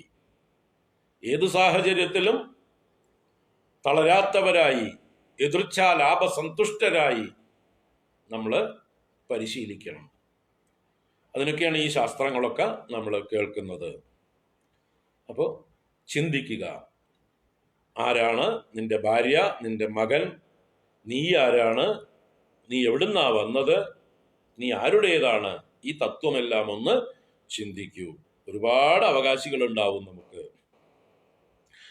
ജന്മാന്തരങ്ങളിൽ നമുക്ക് ഒരുപാട് അച്ഛനമ്മമാരുണ്ടായിട്ടുണ്ട്, ജന്മാന്തരങ്ങളിൽ ഒരുപാട് ഭാര്യമാരും ഭർത്താക്കന്മാരും ഉണ്ടായിട്ടുണ്ട്, ഒരുപാട് മക്കൾ ഉണ്ടായിട്ടുണ്ട്. ഇതിലിപ്പോ ആരാണ് ശരിക്കുള്ള നമ്മുടെ ഭാര്യ, ആരാണ് ശരിക്കുള്ള അച്ഛൻ, ആരാണ് ശരിക്കുള്ള അമ്മ, ആരാണ് നമ്മുടെ മക്കൾ? അപ്പോ ഇതെല്ലാം നാടകത്തിലെ വേഷങ്ങൾ മാത്രമാണ്. പാന്തർ പെരുവഴിയമ്പലം തന്നിലെ താന്തരായി കൂടി വിയോഗം വരും പോലെ നദ്യാമൊഴുകുന്ന കാഷ്ടങ്ങൾ പോലെയും എത്രയും ചഞ്ചലം ആലയ സംഗമം. ഈ തത്വം ഉൾക്കൊണ്ടുകൊണ്ട് സുഖമായിട്ട് എല്ലാവരെയും സ്നേഹിച്ചുകൊണ്ട് ആത്മാർത്ഥമായി നമ്മളെ കൊണ്ടാവുന്ന സഹായം ചെയ്തുകൊണ്ട് ജീവിക്കാം. നമുക്ക് ആരിൽ നിന്നും നമുക്ക് ഇങ്ങോട്ടൊരു പ്രതീക്ഷയും വേണ്ട. നമുക്ക് വരാനുള്ളതൊക്കെ വരും. അത് ആരുടെ രൂപത്തിലായിരിക്കും വരിക എന്നുള്ളത് നമുക്കറിയില്ല. അത് ഈശ്വരനാണ് തരുന്നത്. ഓരോരുത്തരിലൂടെ ഈശ്വരൻ അവരെ നിമിത്തമാക്കുന്നു. നമ്മളെ ഉപദ്രവിക്കാനാണെങ്കിലും ഈശ്വരൻ അയാളെ ഉപയോഗിക്കുന്നു. നമ്മളെ സഹായിക്കാനാണെങ്കിലും ഈശ്വരൻ അയാളിലൂടെ ഈശ്വരന്റെ കൈ നീട്ടി വരുന്നു. ഈശ്വരൻ സഹസ്രശീർഷ പുരുഷ സഹസ്രാക്ഷ സഹസ്രപാദ്. ആയിരക്കണക്കിന് ശിരസ്സും ആയിരക്കണക്കിന് കാലും ആയിരക്കണക്കിന് കയ്യും കണ്ണുമുള്ളവനാണ് ഈശ്വരൻ. എന്ന് പറഞ്ഞാൽ ഈ ഭൂമിയിലുള്ള ഓരോരുത്തരുടെ ശിരസ്സും ഓരോരുത്തരുടെ കാലും കയ്യും ഈശ്വരന്റെ കയ്യും കാലുമാണ്. അപ്പൊ ഏത് കൈയാണ് നമ്മുടെ നേർക്ക് സഹായമായിട്ട് നീളുക? അതും ഈശ്വരന്റെ കൈ തന്നെയാണ്. ഏത് കൈയാണ് നമ്മളെ ഉപദ്രവിക്കാൻ നീളുക? അതും ഈശ്വരന്റെ കൈ തന്നെയാണ്. നമ്മൾ അതാണ് അർഹിക്കുന്നത്. അത് ഈശ്വരൻ ആ പ്രകാരത്തിൽ ചെയ്യുന്നു. അതിനെ അങ്ങനെ കാണാൻ കഴിഞ്ഞാൽ നമ്മൾ വല്ലാതെ അപ്സെറ്റ് ആവില്ല. എല്ലാം ആസ്വദിക്കാറാവും. എല്ലാം ഒരു തമാശ, ഒരു ലീല. ജീവിതമേ ഒരു ലീലയായിട്ട് നമുക്ക് കഴിയാൻ കഴിയും. ചിന്തിക്കുക. മറ്റത് ഓവറായിട്ടുള്ള ആസക്തി, എല്ലാറ്റിലുള്ള അമിതമായിട്ടുള്ള പ്രതീക്ഷ, അമിതമായിട്ടുള്ള ഇൻവോൾവ്മെന്റ്, അതൊക്കെയാണ് നമ്മുടെ ദുഃഖ കാരണം. അടുത്ത ശ്ലോകം നോക്കാം. സത്സംഗത്വേ നിസ്സംഗത്വം നിസ്സംഗത്വേ നിർമോഹത്വം നിർമോഹത്വേ നിശ്ചലതത്വം നിശ്ചലതത്വേ ജീവൻ മുക്തി. സത്സംഗത്വേ നിസ്സംഗത്വം നിസ്സംഗത്വേ നിർമോഹത്വം നിർമോഹത്വേ നിശ്ചലതത്വം നിശ്ചലതത്വേ ജീവൻ മുക്തി. ഭജ ഗോവിന്ദം ഭജ ഗോവിന്ദം ഗോവിന്ദം ഭജ മൂഢമതേ.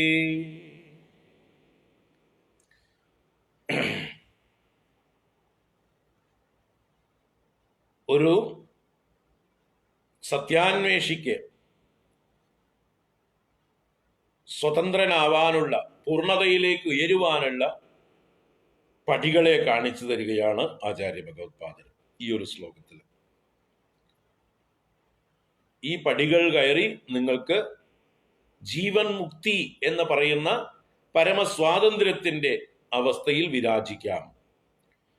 ജീവൻ മുക്തി എന്ന് പറഞ്ഞാൽ ജീവനേവ മുക്തി. ജീവിച്ചിരിക്കെ തന്നെ മുക്തരായിരിക്കാം നമുക്ക്. ഇവിടെ തന്നെ, ഇപ്പൊ തന്നെ. ഇഹൈവ അത്രൈവ അദ്യൈവ. ഇതാണ് നമ്മുടെ ശാസ്ത്രങ്ങൾ വാഗ്ദാനം ചെയ്യുന്നത്. അല്ലാതെ മരിച്ചിട്ട് എവിടെയോ പോയിട്ട് അനുഭവിക്കാനുള്ളതല്ല മുക്തി.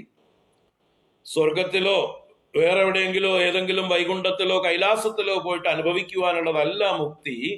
ഇവിടെ തന്നെ ഇപ്പൊ തന്നെ അനുഭവിക്കാവുന്നതാണ് മുക്തി. നിങ്ങളുടെ പാകതയ്ക്കനുസരിച്ച് നിങ്ങൾക്ക് ഇപ്പോൾ അനുഭവിക്കാം. നിങ്ങൾ റെഡിയാണോ? നിങ്ങൾക്ക് ഈ പറയുന്ന കാര്യങ്ങൾ വേണ്ടത്ര ഉൾക്കൊള്ളാനുള്ള പക്വതയുണ്ടോ? അന്ധക്കരണ ശുദ്ധിയുണ്ടോ? നിഷ്കളങ്കമായിട്ട് ആചാര്യന്മാർ ശാസ്ത്രങ്ങൾ പറയുന്നതിനെ അങ്ങനെ തന്നെ ഉൾക്കൊള്ളാനുള്ളതായിട്ടുള്ള പാകതയുണ്ടോ? നിങ്ങൾക്ക് ഇവിടെ തന്നെ എൻലൈറ്റൻഡ് ആവാം, എന്നിട്ട് സ്വതന്ത്രരായിരിക്കാം. ആ ഒരു അറിവ് നിങ്ങൾക്ക് എന്നും കൂടെ പ്രകാശിക്കുകയാണെങ്കിൽ നിങ്ങൾക്ക് ഇവിടെ സ്വതന്ത്രരായിട്ട് കഴിയാം. ജീവിതം ആനന്ദപൂർണമാക്കാം. അപ്പൊ അതാണ് ജീവൻ മുക്തി എന്ന് പറയുന്ന അവസ്ഥ. സ്വാതന്ത്ര്യത്തിന്റെ കാഷ്ടയാണത്, ജീവൻ മുക്തി. ആ ജീവൻ മുക്തനാവാനുള്ള പടികളെ പറഞ്ഞു തരുകയാണ് ഈ ശ്ലോകം. അപ്പൊ ആദ്യം ഒരു പ്രാകൃതനായിട്ടുള്ള ഒരാൾ, ആധ്യാത്മികമായിട്ടുള്ള കാര്യത്തിലൊന്നും യാതൊരു ആഭിമുഖ്യവും ഇല്ലാതിരുന്ന ഒരാൾ ഇപ്പോ തനിക്ക് തത്വം ചിന്തിക്കാറായി. കഴിഞ്ഞ ശ്ലോകത്തിൽ പറഞ്ഞു, തത്വം ചിന്തയ തതിഹ ഭ്രാതഃ. ഹേ സഹോദര, നീ തത്വം ചിന്തിക്കൂ എന്ന് പറഞ്ഞു. അപ്പോഴാണ് നമ്മളൊന്ന് ഉണർന്നത്. അതെ, ഞാൻ സത്യ അന്വേഷണം ചെയ്യണം. അപ്പൊ എവിടെ പോയിട്ടാണ് അന്വേഷിക്കുക? ഏത് കടയിലാണ് അത് വാങ്ങിക്കാൻ കിട്ടുക? അല്ലെങ്കിൽ സിനിമാ തിയേറ്ററിൽ പോയാൽ കിട്ടുമോ? ഷോപ്പിംഗ് മാളിൽ പോയാൽ കിട്ടുമോ? എവിടുന്നാണ് ഈ തത്വം ചിന്തിക്കാൻ നമുക്ക് കഴിയുക? ഏതെങ്കിലും ഉത്സവപ്പറമ്പിൽ പോയാൽ കിട്ടുമോ? ഈവൺ ഏതെങ്കിലും ക്ഷേത്രത്തിൽ പോയാൽ കിട്ടുമോ ഈ തത്വ ചിന്ത, നമ്മുടെ ചോദ്യങ്ങൾക്കുള്ളതായിട്ടുള്ള ഉത്തരം? ക്ഷേത്രങ്ങൾ നിങ്ങളോട് മറുപടി പറയില്ല. ആ ക്ഷേത്രങ്ങളിൽ മഹാത്മാക്കൾ ഉണ്ടെങ്കിൽ, അവരുടെ സാന്നിധ്യം ഉണ്ടെങ്കിൽ, ഗുരുക്കന്മാരുണ്ടെങ്കിൽ അവരോട് ചോദിച്ചാൽ പറയും. അങ്ങനെയുള്ള സാന്നിധ്യങ്ങൾ ആവേണ്ടതാണ് ക്ഷേത്ര സമുച്ചയങ്ങളൊക്കെ. ഓരോ ക്ഷേത്രങ്ങളിലും ഓരോ മഹാത്മാക്കളെ വിളിച്ചിരുത്തി എപ്പോഴും ഒരു കൺസൾട്ടന്റ് ആയിട്ട് അവിടെ വെച്ചിരിക്കേണ്ടതാണ്. അതാത് ദേശത്തുള്ള ആളുകളുടെ എന്നുള്ളതായിട്ടുള്ള നിത്യ പ്രശ്നങ്ങൾക്കൊക്കെ പരിഹാരം കാണാനുള്ള ഒരു ആചാര്യനെ, ഒരു ആചാര്യ മഹാനായിട്ടുള്ള ഒരാളെ, നിസ്സംഗനായിട്ടുള്ള, ഒന്നിലും സ്വാർത്ഥതയില്ലാത്ത, അഹങ്കാരമില്ലാത്ത പണ്ഡിതനായിട്ടുള്ള ഒരു മഹാത്മാവിനെ ഓരോ ക്ഷേത്രങ്ങളിലും ഉപദേഷ്ടാവായി വെക്കണം. ആ സ്ഥാനമാണ് വാസ്തവത്തിൽ ക്ഷേത്ര പുരോഹിതന്മാർക്കുള്ളത്. പക്ഷെ ഇന്നത്തെ പുരോഹിതന്മാരൊക്കെ വയറ്റുപഴുപ്പിന് പൗരോഹിത്യം സ്വീകരിച്ചിരിക്കുന്നു. ആ പൂജ എന്നുള്ളത് തന്നെ അവരൊരു ജോലിയായിട്ടാണ് കരുതിയിരിക്കുന്നത്. അവർക്ക് ശമ്പളം, അതുപോലുള്ള വരുമാനം, അത് മാത്രമേ നോട്ടുള്ളൂ. എവിടെ കൂടുതൽ കിട്ടുമോ അവിടേക്കാണ് അവർ നോക്കുന്നത്. ശബരിമലയിലും ഗുരുവായൂരിലും ചോറ്റാനിക്കരയിലും ഒക്കെ ചാൻസ് കിട്ടിയാൽ പൂജയ്ക്ക് പോകാം. അടുത്ത് ആരും ഇല്ലാതിരിക്കുന്ന ഒറ്റപ്പെട്ട ഒരു അമ്പലമുണ്ട്, അവിടേക്ക് പോകണോ ചോദിച്ചു, അയ്യോ ഞാനില്ല. അപ്പൊ ഇയാൾക്ക് പൂജയാണോ വേണ്ടത്, കാശാണോ വേണ്ടത്? ചിന്തിക്കുക. ഈ വലിയ ക്ഷേത്രങ്ങളിലേക്കൊക്കെ പൂജാരിയാവാനുള്ള മത്സരം നമ്മൾ കണ്ടിട്ടുണ്ട്. അവസാനം എന്തൊക്കെ ഇന്റർവ്യൂ, അത് ടെസ്റ്റ് ചെയ്ത് ഇതെല്ലാം കഴിഞ്ഞിട്ട് നറുക്കിട്ടെടുക്കേണ്ടി വരും. അത്ര തിരക്കാണ്. കാരണം അവിടെ ലക്ഷങ്ങൾ ഉണ്ടാക്കാം, ഒരു സീസൺ മതി. ഇവിടെ നമ്മുടെ ചുറ്റുപാടുള്ളതായിട്ടുള്ള അന്തിത്തിരി വെക്കാൻ പോലും വഴിയില്ലാത്ത ക്ഷേത്രങ്ങളിൽ മനുഷ്യന്മാർ തിരിഞ്ഞു നോക്കാത്ത ക്ഷേത്രത്തിൽ പോയിട്ട് എന്ത് കിട്ടാനാ? അപ്പൊ അതുകൊണ്ട് അവിടെ പൂജയ്ക്ക് ഒരു പൂജകനും ഒരു പുരോഹിതനും താല്പര്യമേ ഇല്ല. ചിന്തി. അപ്പൊ എന്താണ് അതിന്റെ തത്വം? എന്തിനു വേണ്ടിയിട്ടാണ് അവര് പൂജിക്കുന്നത്? കാശിന് വേണ്ടിയിട്ട്. നല്ലോണം വരുമാനം ഏത് ക്ഷേത്രത്തിൽ കിട്ടുമോ അവിടുത്തെ പൂജാരികളാവും അവര്. പൂജയുടെ അരികൾ, പൂജയുടെ ശത്രുക്കൾ. അതാണ് നമ്മൾ ഇന്ന് കാണുന്നത്. അവരൊക്കെ CITU മെമ്പർഷിപ്പ് എടുത്തിട്ടുണ്ട്, ദേവസ്വം പൂജാരികളൊക്കെ. CITU സിന്ദാബാദ്. എല്ലാവരുടെയും മനസ്സ് ഒരുപോലെയല്ല. നിവൃത്തിയില്ലാതെ അങ്ങനെയൊക്കെ പോയി പെട്ടിട്ടുള്ള ആളുകൾ ഉണ്ടാവാം. എങ്കിലും സാമാന്യമായിട്ട് നമ്മൾ കാണുന്നത് ഒരു പൊതുവായിട്ടുള്ള ഒരു ട്രെൻഡ് അതാണ്. അപ്പൊ പൂജയ്ക്ക് വേണ്ടിയിട്ടല്ല പലരും ക്ഷേത്രങ്ങളിൽ പൂജാരിയാവുന്നത്. അപ്പൊ യഥാർത്ഥത്തില് ഓരോ ക്ഷേത്രങ്ങളും അതാത് ദേശങ്ങളിൽ അവിടെയുള്ള പുരോഹിതൻ തന്നെ വളരെയധികം ഈ വക ആധ്യാത്മിക കാര്യങ്ങളിൽ ഉണർവുള്ള ആളായിരിക്കണം, ബോധമുള്ള ആളായിരിക്കണം, ജനങ്ങളെ നേതൃത്വം വഹിക്കാനുള്ള കഴിവുള്ള ഒരാളായിരിക്കണം. പുരോഹിതനാണ്, മുമ്പിൽ നിന്ന് ഹിതം പ്രവർത്തിക്കുന്നവൻ. സമൂഹത്തിന്റെ ഹിതത്തെ പറഞ്ഞു കൊടുക്കുകയും പ്രവർത്തിക്കുകയും ചെയ്ത് മുമ്പിൽ ലീഡ് ചെയ്യേണ്ട ഒരാളാണ് പുരോഹിതൻ. ഈശ്വരനെ കാണിച്ചു കൊടുക്കാൻ യോഗ്യനായിട്ടുള്ള ആളാണ്. ക്ഷേത്രങ്ങളിൽ ഈ പുരോഹിതന്മാർക്ക് നമ്മുടെ തമിഴ്നാട്ടിലൊക്കെ വിളിക്കുന്ന പേര് ഗുരുക്കൾ എന്നാണ്. തമിഴ് സമ്പ്രദായ പ്രകാരമുള്ള പൂജാരികളെ വിളിക്കുന്ന പേര് ഗുരുക്കൾ. അവര് നമ്മുടെ ക്ഷേത്രത്തിൽ തൊഴാൻ പോകുമ്പോൾ അവരെന്താ കാണിച്ചു തരുന്നത്? നമ്മളെ ക്ഷേത്രങ്ങളിൽ, വലിയ ക്ഷേത്രങ്ങളിലൊക്കെ ചെന്ന് കഴിഞ്ഞാൽ നമുക്ക് കാണാം, തമിഴ്നാട്ടിലൊക്കെ ഉള്ള ക്ഷേത്രങ്ങളിൽ ഉടനെ തന്നെ ആ പൂജകൻ കർപ്പൂരത്തട്ടെടുത്ത് പൂജാ ശ്രീകോവിലിന്റെ അകത്തേക്ക് ചെന്ന് ആ ദേവനോ ദേവിയോ ആരാണ് നമ്മൾ കാണേണ്ടത് വെച്ചാൽ അവരുടെ മുമ്പിൽ ദീപാരാധന കാണിച്ച് ആ തട്ട് കൊണ്ടുവന്ന് നമ്മുടെ മുമ്പിലേക്ക് തൊഴാൻ കൊണ്ടുവരും. അപ്പൊ നല്ലോണം കാണിച്ചു തരും.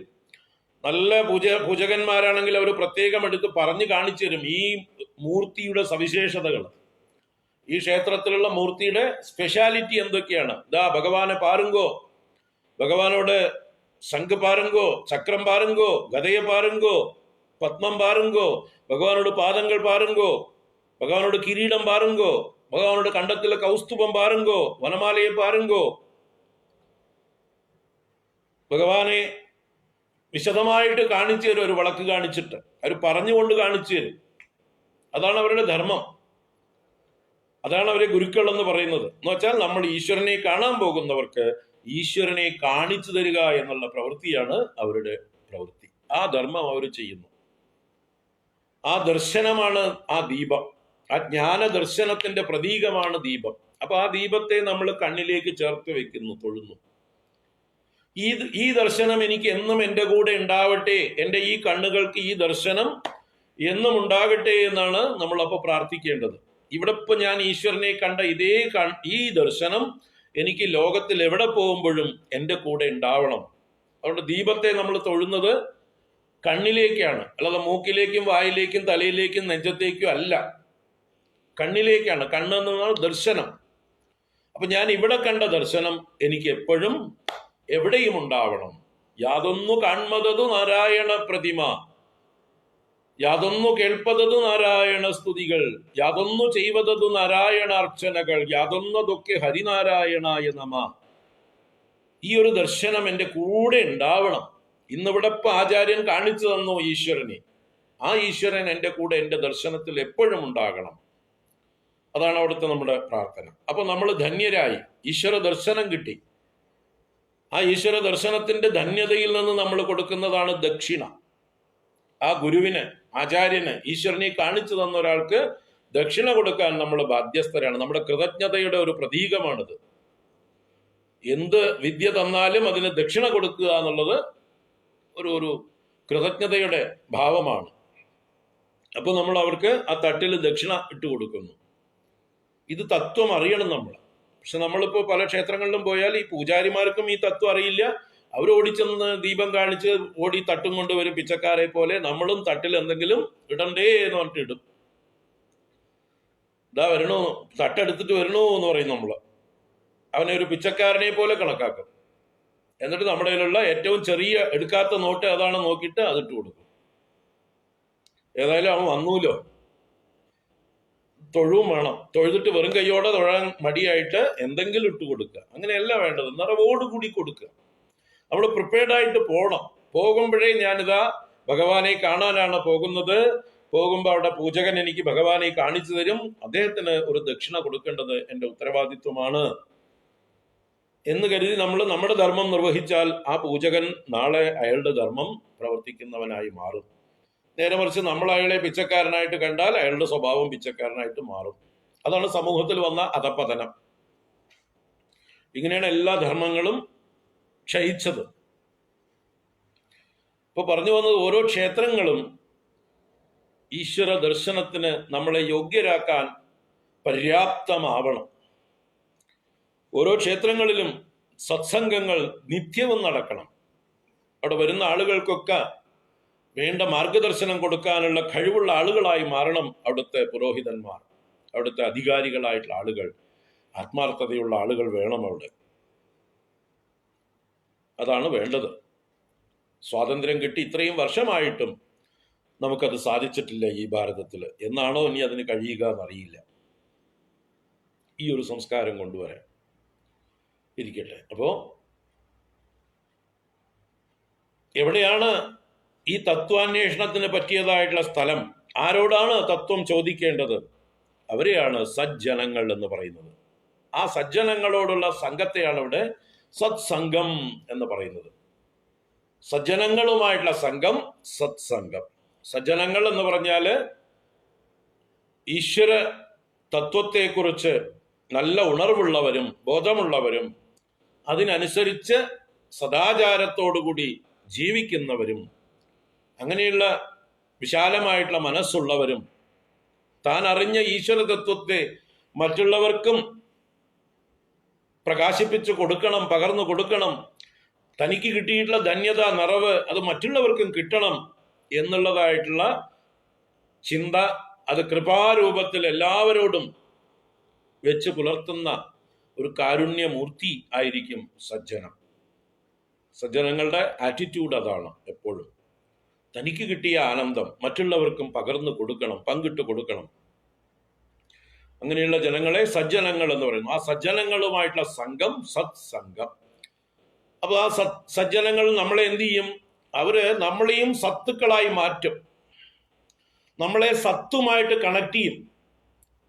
അവരൊരു മീഡിയേറ്റർ ആയിട്ടല്ല, അവരാദ്യം നമുക്ക് ഉപദേശം ചെയ്യുന്ന ഗുരുക്കന്മാരായി നിന്നുകൊണ്ട് പിന്നീട് അവർ നമ്മളെ ഡയറക്റ്റ് ആയിട്ട് എന്താണ് സത്ത്, ആ സത്തിനെ കുറിച്ച് പറഞ്ഞു തന്ന് ആ സത്ത് തന്നെയാണ് നമ്മുടെ ഓരോരുത്തരുടെയും ആത്മസ്വരൂപം എന്ന് കാണിച്ചു തന്ന് നിങ്ങളും സത്തുക്കളാണ്, നിങ്ങളുടെ ഉള്ളിൽ നിറഞ്ഞിരിക്കുന്നത് ആ സദ്ഭാവമാണ്, ഈശ്വരീയതയാണ്, നിങ്ങൾ ഓരോരുത്തരും ഈശ്വര സ്വരൂപികളാണ്, നിങ്ങൾ ഓരോരുത്തരും ബൈ നേച്ചർ ഡിവൈൻ ആണ് എന്ന് നമ്മുടെ ഉള്ളിലുള്ള ഡിവിനിറ്റിയെ പ്രകാശിപ്പിക്കുന്ന, നമ്മളെ ഓരോരുത്തരെയും സ്വതന്ത്രരാക്കുന്ന, നമ്മുടെ ഉള്ളിലുള്ള ആ സത്തിനെ സാക്ഷാത്കരിക്കാൻ കഴിവുള്ളവരാക്കി മാറ്റുന്നവരാണ് യഥാർത്ഥ സജ്ജനങ്ങൾ, ഗുരുക്കന്മാർ, മഹാത്മാക്കൾ. അവർ നമ്മുടെ ഉള്ളിലുള്ള സത്തിനെ കാണിച്ചു തരും. ആ ഈശ്വര തത്വം, അതാണ് സത്ത്. സത്ത് എന്ന് പറഞ്ഞാൽ സത്യം, മൂന്ന് കാലത്തും മാറ്റമില്ലാത്ത വസ്തു, ഈ പ്രപഞ്ചത്തിന്റെ മുഴുവൻ ആശ്രയമായ വസ്തു. ആ വസ്തുവിനുമായിട്ട് നമ്മളെ സംഘം ചെയ്യിക്കും, ആ വസ്തുവിനെ കാണിച്ചു തരും.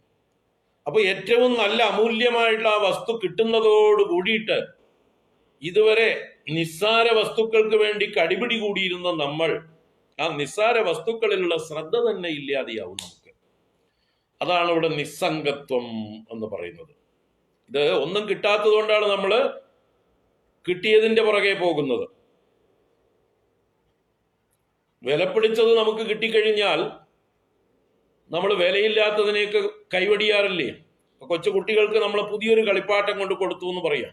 നോക്കൂ, ഇപ്പൊ അവര് പണ്ട് കളിച്ചുകൊണ്ടിരുന്നതായിട്ടുള്ള വടിയും കോലും ഗോട്ടിയും മച്ചിങ്ങയും അതുപോലെയുള്ളതൊക്കെ വലിച്ചെറിഞ്ഞിട്ട് ഈ കളിപ്പാട്ടത്തിന്റെ പുറകെ പോരും. അതിലായിരിക്കും പിന്നെ അവരുടെ ശ്രദ്ധ മുഴുവൻ. നല്ലൊരു പുതിയ വസ്ത്രം കൊടുത്താൽ പഴയ വസ്ത്രം ഊരിക്കളഞ്ഞ് ഈ പുതിയതെടുത്ത് കൊടുക്കും, അല്ലെ? സ്കൂൾ തുറന്നു കഴിഞ്ഞാൽ പുതിയ പുസ്തകങ്ങളൊക്കെ കിട്ടുമ്പോൾ വലിയ സന്തോഷമായിരിക്കും. പുതിയ ബാഗ് വേണം, പുതിയ ജോമെട്രി ബോക്സ് വേണം, പുതിയ ടിഫൻ ബോക്സ് വേണം, പുതിയ കൊട, പുതിയ പുസ്തകങ്ങള്. അപ്പൊ പഴയതിനേക്ക് ഒളിച്ചു വയ്ക്കും, വലിച്ചെറിയും. പഴയതൊന്നും ഇല്ല എന്ന് പറയും, എല്ലാം പുതിയത്. അപ്പൊ നല്ലത് കിട്ടുമ്പോൾ പഴയതിനെയൊക്കെ നമ്മൾ ഉപേക്ഷിക്കുന്നത് നമ്മുടെ ശീലമാണ്.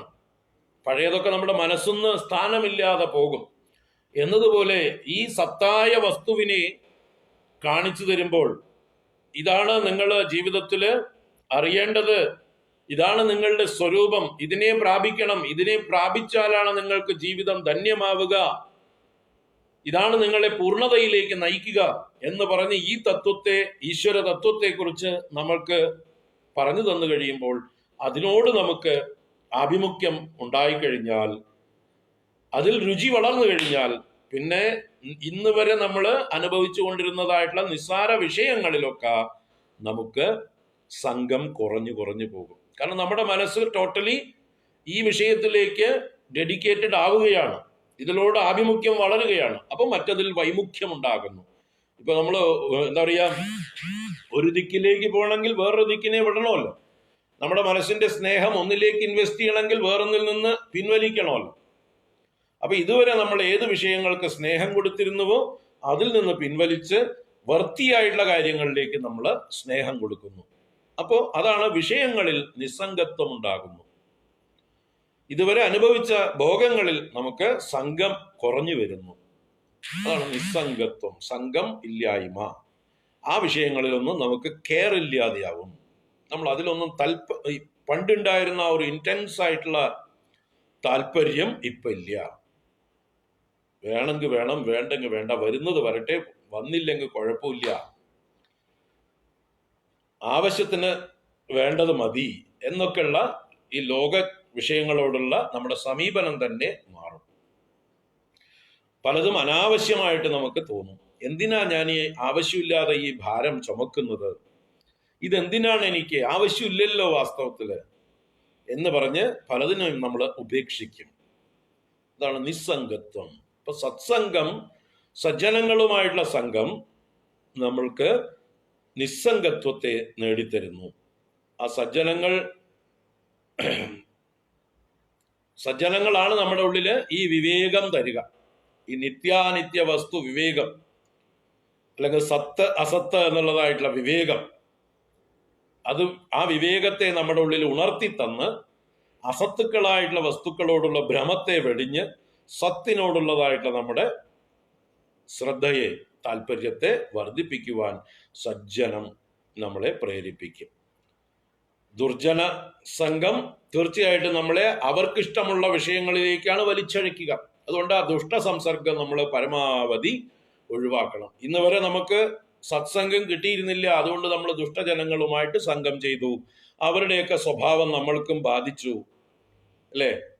മുല്ലപ്പൂമ്പൊടി ഏറ്റുകിടക്കും കല്ലിനുമുണ്ടാം ഒരു സൗരഭ്യം, അല്ലെങ്കിൽ ചന്ദനത്തോട് ചേർന്നാൽ ചന്ദനം, ചാണകത്തോട് ചേർന്നാൽ ചാണകം എന്നൊക്കെ നമ്മുടെ മുത്തശ്ശിമാര് പറയും. ചന്ദനത്തോട് ചേർന്നാൽ, സജ്ജനങ്ങളോട് ചേർന്നാൽ ആ ചന്ദനത്തിന്റെ ഗന്ധം നമുക്ക് ആഗിരണം ചെയ്യാം. ചാണകം പോലെ നാറുന്ന ആളുകളുമായിട്ട് നമ്മൾ കൂട്ടുകൂടിയാലോ ആ ചാണകനാറ്റം നമ്മൾക്കും വരും. അപ്പൊ അങ്ങനെയാണ് നമ്മുടെ കൂട്ടുകെട്ടുകൾക്ക് അനുസരിച്ചാണ് നമ്മുടെ സ്വഭാവം. അപ്പൊ നമ്മൾ ഇന്ന് അധപ്പതിക്കുന്നുവെങ്കിൽ, നമ്മുടെ ചിന്തകൾ വളരെ പ്രാകൃതങ്ങളായി പോകുന്നുവെങ്കിൽ, മത്സര ചിന്തകളാവുന്നുവെങ്കിൽ, കാമക്രോധ ലോഭ മോഹ മത മാത്സര്യാദികൾ വർദ്ധിച്ചു വരുന്നുവെങ്കിൽ നമ്മുടെ കൂട്ടുകെട്ട് ശരിയല്ല, നമ്മുടെ സഹവാസം ശരിയല്ല. അതിപ്പോ മനുഷ്യരാവണമെന്നില്ല. ഇപ്പോഴത്തെ ടിവിയും അതുപോലെയുള്ളതായിട്ടുള്ള മാധ്യമങ്ങളും ഒക്കെ മതി. അതൊക്കെ ദുസ്സംഗമാണ്. ഇതൊക്കെ നമ്മുടെ ഉള്ളില് വേണ്ടാത്ത വികാരങ്ങളെ ജനിപ്പിക്കുകയാണ്, വേണ്ടാത്ത ചിന്തകളെ പ്രകോപിപ്പിക്കുകയാണ്, പ്രലോഭനങ്ങൾ ഉണ്ടാക്കുകയാണ്. അപ്പൊ അതൊക്കെ ദുസ്സംഗമാണ്, മനുഷ്യർ മാത്രമല്ല. അപ്പൊ അങ്ങനെ ഇതോടുള്ള ബന്ധം, ഈ ദുഷിച്ച വസ്തുക്കളോടുള്ള ബന്ധം നമ്മളെ ദുഷിപ്പിക്കുന്നു. സജ്ജനങ്ങളുമായിട്ടുള്ള അതുപോലെയുള്ള സത്സംഗങ്ങളിൽ, അതുപോലെയുള്ള സാഹചര്യങ്ങളിൽ നമ്മൾ നിത്യവും ഇണങ്ങിയാൽ അതിനോടുള്ള രുചി നമുക്ക് വളർന്നു വരും. സത്സംഗത്വേ നിസ്സംഗത്വം, നിസ്സംഗത്വേ നിർമോഹത്വം. നമ്മുടെ ഉള്ളില് ഈ ഒരു നിസ്സംഗത, വിഷയവസ്തുക്കളോടുള്ള പഴയ ആസക്തി ഇല്ലാതെയാവുന്നതോടുകൂടി നമ്മൾ കൂടുതൽ സ്വതന്ത്രരാവുകയാണ്. നമ്മൾ ഈ ചെളിക്കുണ്ടിൽ നിന്ന് പുറത്തേക്ക് കടക്കുകയാണ്, ഈ വിഷയങ്ങളാകുന്ന ചെളിക്കുണ്ടിൽ നിന്ന് കരയ്ക്ക് കയറുകയാണ്. അപ്പൊ നമ്മുടെ ദർശനം തന്നെ മാറുകയാണ്. അതാണ് നിർമോഹത്വം. മോഹരാഹിത്യം ഉണ്ടാകുന്നു. മോഹം എന്നാൽ അവിവേകം, തെറ്റിദ്ധാരണകൾ, ഡെലൂഷൻ, അതൊക്കെ മാറി ശരിയായ രീതിയിൽ കാര്യങ്ങളെ കാണുവാനുള്ള ആ ഒരു ബുദ്ധി സ്ഥിരത നമുക്കുണ്ടാവുന്നു, ശരിയായ ദർശനം ഉണ്ടാവുന്നു. നമ്മുടെ കണ്ണിലുണ്ടായിരുന്ന ചെളിയൊക്കെ നമ്മൾ കഴുകി കളഞ്ഞു, വികലമായ ദർശനം മാറി. അതാണ് നിർമോഹത്വം. മോഹത്വം നിർഗമിച്ച അവസ്ഥ, തെറ്റിദ്ധാരണകൾ പോയി എന്നർത്ഥം. അങ്ങനെ നിർമോഹത്വം, മിന്നിത്തിളക്കങ്ങള്, വിഷയങ്ങളുടേതായിട്ടുള്ള ഭൗതിക വസ്തുക്കളുടെ ആകർഷണീയത ഒക്കെ വെറും തെറ്റിദ്ധാരണയായിരുന്നു, ഭ്രമം മാത്രമായിരുന്നു. ചിന്തിച്ചപ്പോൾ, അതിനെ നല്ലതുപോലെ വെളിച്ചത്തിൽ നോക്കിയപ്പോൾ ഈ കാണുന്ന മിന്നുന്നതൊന്നും അല്ല, മിന്നുന്നതൊന്നും പൊന്നല്ല. ഒരു കുപ്പിച്ചില്ല് കണ്ട് ഓടിച്ചെന്ന് രത്നമാണെന്ന് ചെന്ന് എടുത്തു. നല്ലോണം അടുത്ത് നോക്കിയപ്പോഴാ മനസ്സിലായത് അത് വെറും കുപ്പിച്ചില്ലാണ് എന്ന്, അല്ലേ? അതുപോലെ ദൂരെ ഒരു വെള്ളി നാണയം തിളങ്ങുന്നത് കണ്ട് ഓടിച്ചെന്നെടുത്തു. നോക്കിയപ്പോൾ അത് വെറും ഒരു കക്ക ആണ്, ഒരു ചിപ്പി. അത് കണ്ടിട്ടാണ് നമ്മൾ വെള്ളി നാണയം എന്ന് ഭ്രമിച്ചത്. അപ്പൊ ഇതുപോലെയാണ് ഈ ലോകത്തിലുള്ള നമ്മുടെ മോഹം, ഭ്രമം. ഒന്നും വൃത്തിയായിട്ടുള്ളതല്ല എന്ന് മനസ്സിലാക്കി അതിന്റെ സത്യാവസ്ഥ മനസ്സിലാക്കുന്നത് ബുദ്ധിക്കൊരു സ്റ്റഡീനെസ് ഉണ്ടാകുന്നു. അതാണ് നിർമോഹത്വം. ഉള്ളതിനെ ഉള്ളതുപോലെ കാണാനുള്ള കഴിവ്, വസ്തുതകളെ കാണാനുള്ള കഴിവ്. നിസ്സംഗത്വേ നിർമോഹത്വം. ബുദ്ധിയിലെ രാഗദ്വേഷങ്ങൾ കുറയുന്നതോട് കൂടിയിട്ട് ബുദ്ധിക്ക് ക്ലാരിറ്റി വരുന്നു. അപ്പൊ കാര്യങ്ങളെ വ്യക്തമായിട്ട് കാണാൻ കഴിയുന്നതാണ് നിർമോഹത്വം. നിർമോഹത്വേ നിശ്ചലതത്വം. അങ്ങനെ നമ്മുടെ ഉള്ളിലുള്ള ബുദ്ധിയിലെ മോഹം, ഡെലൂഷൻ നീങ്ങിയാൽ നമ്മൾക്കൊരു നിശ്ചലത എന്നുള്ള അവസ്ഥ വരും. അതാണ് നിശ്ചലതയുടെ ഭാവം, നിശ്ചലതത്വം. ഇപ്പൊ ബുദ്ധി സ്ഥിരമായിട്ടുള്ള സ്ഥിതപ്രജ്ഞത എന്ന് പറയും. പ്രജ്ഞയ്ക്ക് സ്ഥിതഭാവം, സ്ഥിരഭാവം. പ്രജ്ഞ ഉറക്കുകയാണ്. എന്താ പ്രജ്ഞ? പ്രജ്ഞ എന്ന് പറഞ്ഞാൽ ശരിയായ നോളജ്, വസ്തുനിഷ്ഠമായിട്ടുള്ള അറിവ്. ആത്മാവിനെ കുറിച്ചിട്ടുള്ള അറിവ്, ഞാൻ ആരെന്നുള്ളതായിട്ടുള്ള ബോധം, ഈ ലോകത്തിന്റെ സ്വഭാവം എന്തെന്നുള്ളതായിട്ടുള്ള ബോധം, ഞാനും ഈ ലോകവും തമ്മിലുള്ള യഥാർത്ഥ ബന്ധം, ഈ ലോകവും ഞാനും എവിടുന്ന് വന്നു, ഏത് തത്വത്തിന്റെ പ്രകാശമാണ്, വാസ്തവം എന്താണ്, ആ വാസ്തവത്തെ കുറിച്ചിട്ടുള്ള ബോധമാണ് പ്രജ്ഞ. പ്രകർഷേണ ഉള്ള ജ്ഞാനം, ബോധം. ആ പ്രജ്ഞ ഉറച്ച അവസ്ഥയാണ് സ്ഥിതപ്രജ്ഞത. ആ സ്ഥിതപ്രജ്ഞതയാണ് ഇവിടുത്തെ നിശ്ചലതത്വം, നിശ്ചലതാഭാവം. നിശ്ചലത തന്നെയാണ് നിശ്ചലതത്വം. അപ്പൊ ബുദ്ധി നിശ്ചലമായി എന്ന് പറഞ്ഞാൽ ബുദ്ധി ഉറക്കേണ്ടടുത്ത് ഉറച്ചു എന്നർത്ഥം. ഇനി വേവറിങ് ഇല്ല, വാണ്ടറിങ് ഇല്ല, അന്വേഷണങ്ങളില്ല, കൊതിയില്ല, അജിറ്റേഷൻസ് ഇല്ല, വേണ്ട ഡിസയേഴ്സ് ഒന്നും ഉണ്ടാവുന്നില്ല. ബുദ്ധിയിൽ വേണ്ടാത്ത ആഗ്രഹങ്ങളോ അജിറ്റേഷനുകളോ വറീസോ ഒന്നും ഇല്ലാതാവുന്നു. ബുദ്ധി ശാന്തമാകുന്നു, അഗാധ ഗംഭീരമായിട്ടുള്ള ഭാവത്തെ പ്രാപിക്കുന്നു. അതാണ് നിശ്ചലതത്വം, അതാണ് സ്ഥിതപ്രജ്ഞത. അങ്ങനെയുള്ള സ്ഥിതപ്രജ്ഞനെയാണ് പറയുന്നത് ഭഗവത്ഗീതയിലൊക്കെ ദുഃഖേഷു അനുദ്വിഗ്നമനാഹ സുഖേഷു വിഗതസ്പൃഹ വീതരാഗ ഭയക്രോധ സ്ഥിതധീർ മുനിരുച്യതേ. അപ്പൊ പ്രതികൂല സാഹചര്യങ്ങൾ വരുമ്പോ അയാൾക്ക് യാതൊരു ഭയവും ഉദ്വേഗവുമില്ല. ദുഃഖേഷു അനുദ്വിഗ്നമനാഹ, മനസ്സില് ഉദ്വേഗമില്ലാത്ത, അജിറ്റേഷൻസ് ഇല്ലാത്ത, ഭയമില്ലാത്ത ഏത് പ്രതികൂല സാഹചര്യത്തെയും സ്റ്റഡി മൈൻഡോട് നേരിടുന്നു, ശാന്തമായി കൈകാര്യം ചെയ്യുന്നു. സുഖേഷു വിഗതസ്പൃഹ, അനുകൂല സാഹചര്യങ്ങൾ വരുമ്പോൾ, അനുകൂല വിഷയങ്ങൾ വരുമ്പോൾ അതിലൊന്നും സ്പൃഹയില്ലാതെ, കൊതിയില്ലാതെ, ആസക്തിയില്ലാതെ, അതിന്റെ പുറകെ പായാതെ അതിനെയും ശാന്തമായി അളവിൽ വേണ്ടത് മാത്രം സ്വീകരിക്കുന്നു. അങ്ങനെ വീതരാഗ ഭയക്രോധ, രാഗവും ഭയവും ക്രോധവും വീതമായി വിഗതമായി പോയി. വിശേഷേണ ഇതം, ഇതം എന്ന് പറഞ്ഞാൽ ഗതം. അപ്പൊ രാഗവും ഭയവും ക്രോധവും വിട്ടുപോയവനാണ്. അറ്റാച്ച്മെന്റ് ഇല്ല, ആസക്തിയില്ല, ഭയമില്ല, ആങ്സൈറ്റിയോ വറീസോ ഫിയറോ ആ കോംപ്ലക്സുകളൊന്നുമില്ല. എന്ത് സംഭവിച്ചാലും, ലോകം തന്നെ തലകീഴായി മറിഞ്ഞാലും ഇന്നതേ വരാനുള്ളൂ എന്ന് ഈ ഒരു ജ്ഞാനിക്ക് ഉറപ്പുണ്ട്. അതുകൊണ്ട് തന്നെ ക്രോധവുമില്ല, എല്ലാവരോടും സിമ്പതിയാണ്. ഈ അറിവില്ലാത്ത ആളുകൾ പ്രവർത്തിക്കുന്നത് കാണുമ്പോൾ അവരോട് ക്രോധമല്ല വരുന്നത്, സിമ്പതിയാണ് തോന്നുക. മഹാത്മാക്കൾക്ക് കാരുണ്യം തോന്നും. വീതരാഗ ഭയക്രോധ സ്ഥിതധീഹി മുനിഹി ഉച്യത്തെ. അങ്ങനെയുള്ള ഒരു മുനിയെ സ്ഥിതപ്രജ്ഞൻ എന്ന് വിളിക്കാം. അങ്ങനെ ഗീതയിലെ 18 ശ്ലോകങ്ങളെ കൊണ്ട് സ്ഥിതപ്രജ്ഞ ലക്ഷണം പറഞ്ഞു തരും 2-ാം അധ്യായത്തില്. അവിടെ ആ ഒരു അവസ്ഥയാണ് നിശ്ചലതത്വം. നിശ്ചലതത്വേ ജീവൻ മുക്തി. ആ നിശ്ചലത തന്നെയാണ് ജീവൻ മുക്തി. ആ നിശ്ചലത കൂടുതൽ കോൺസ്റ്റന്റ് ആയാൽ, നിഷ്ഠയോടുകൂടിയതായാൽ, ബുദ്ധിയുടെ ഈ ഒരു നൈശ്ചല്യാവസ്ഥ അത് നിഷ്ഠാപൂർവമായാൽ, നിഷ്ഠ എന്ന് പറഞ്ഞാൽ ഉറച്ച അവസ്ഥ എന്നാണ്, നിതരാം സ്ഥിതി നിഷ്ഠ. അപ്പൊ നിഷ്ഠയുണ്ടായി കഴിഞ്ഞാൽ അത് ജീവൻ മുക്തി. അവൻ പിന്നെ മുക്തനാണ്, സ്വതന്ത്രനാണ്. അവന് യാതൊരു വിഷമതകളും ഈ ലോകത്തിൽ നിന്ന് ഉണ്ടാവുന്നില്ല. അവനറിയാം ഈ ലോകത്തിന്റെ സ്വഭാവം. നല്ല ചൂടുകാലത്ത് ചൂടുണ്ടാവും, നല്ല മഴക്കാലത്ത് മഴയുടേതായിട്ടുള്ള ഉപദ്രവം ഉണ്ടാവും, തണുപ്പ് കാലത്ത് തണുപ്പുണ്ടാവും, ഋതുക്കൾ മാറി മാറി വരും. പക്ഷെ അതൊന്നും ശാശ്വതമല്ല, അതൊക്കെ പോകും. Even this will pass away. ഇതൊന്നും സ്ഥിരമായിട്ട് നിൽക്കാൻ പോകുന്നില്ല, ഇത് കടന്നു പോകും. അവന് നല്ല ഉറപ്പുണ്ട്. അതുകൊണ്ട് അതിനെക്കുറിച്ച് അവൻ വറിയടല്ല. ആഗമാബായിനോ അനിത്യാഹ, വരുന്നതും പോകുന്നതുമാണ്, അനിത്യങ്ങളാണ്. അതുകൊണ്ട് അവയെ അവഗണിക്കുക. താൻ തിദിക്ഷസ്വ ഭാരത. തിദിക്ഷ എന്ന് പറഞ്ഞാൽ അവഗണനയാണ്, ഇഗ്നോർ ചെയ്യുക. തെക്തും ഇച്ഛ തിദിക്ഷ, ത്യജിക്കുവാനുള്ള സന്നദ്ധതയാണ് തിദിക്ഷ. ത്യജിക്കുക എന്ന് പറഞ്ഞാൽ ഉപേക്ഷിക്കുക, അവഗണിക്കുക എന്ന് തന്നെയാണ്.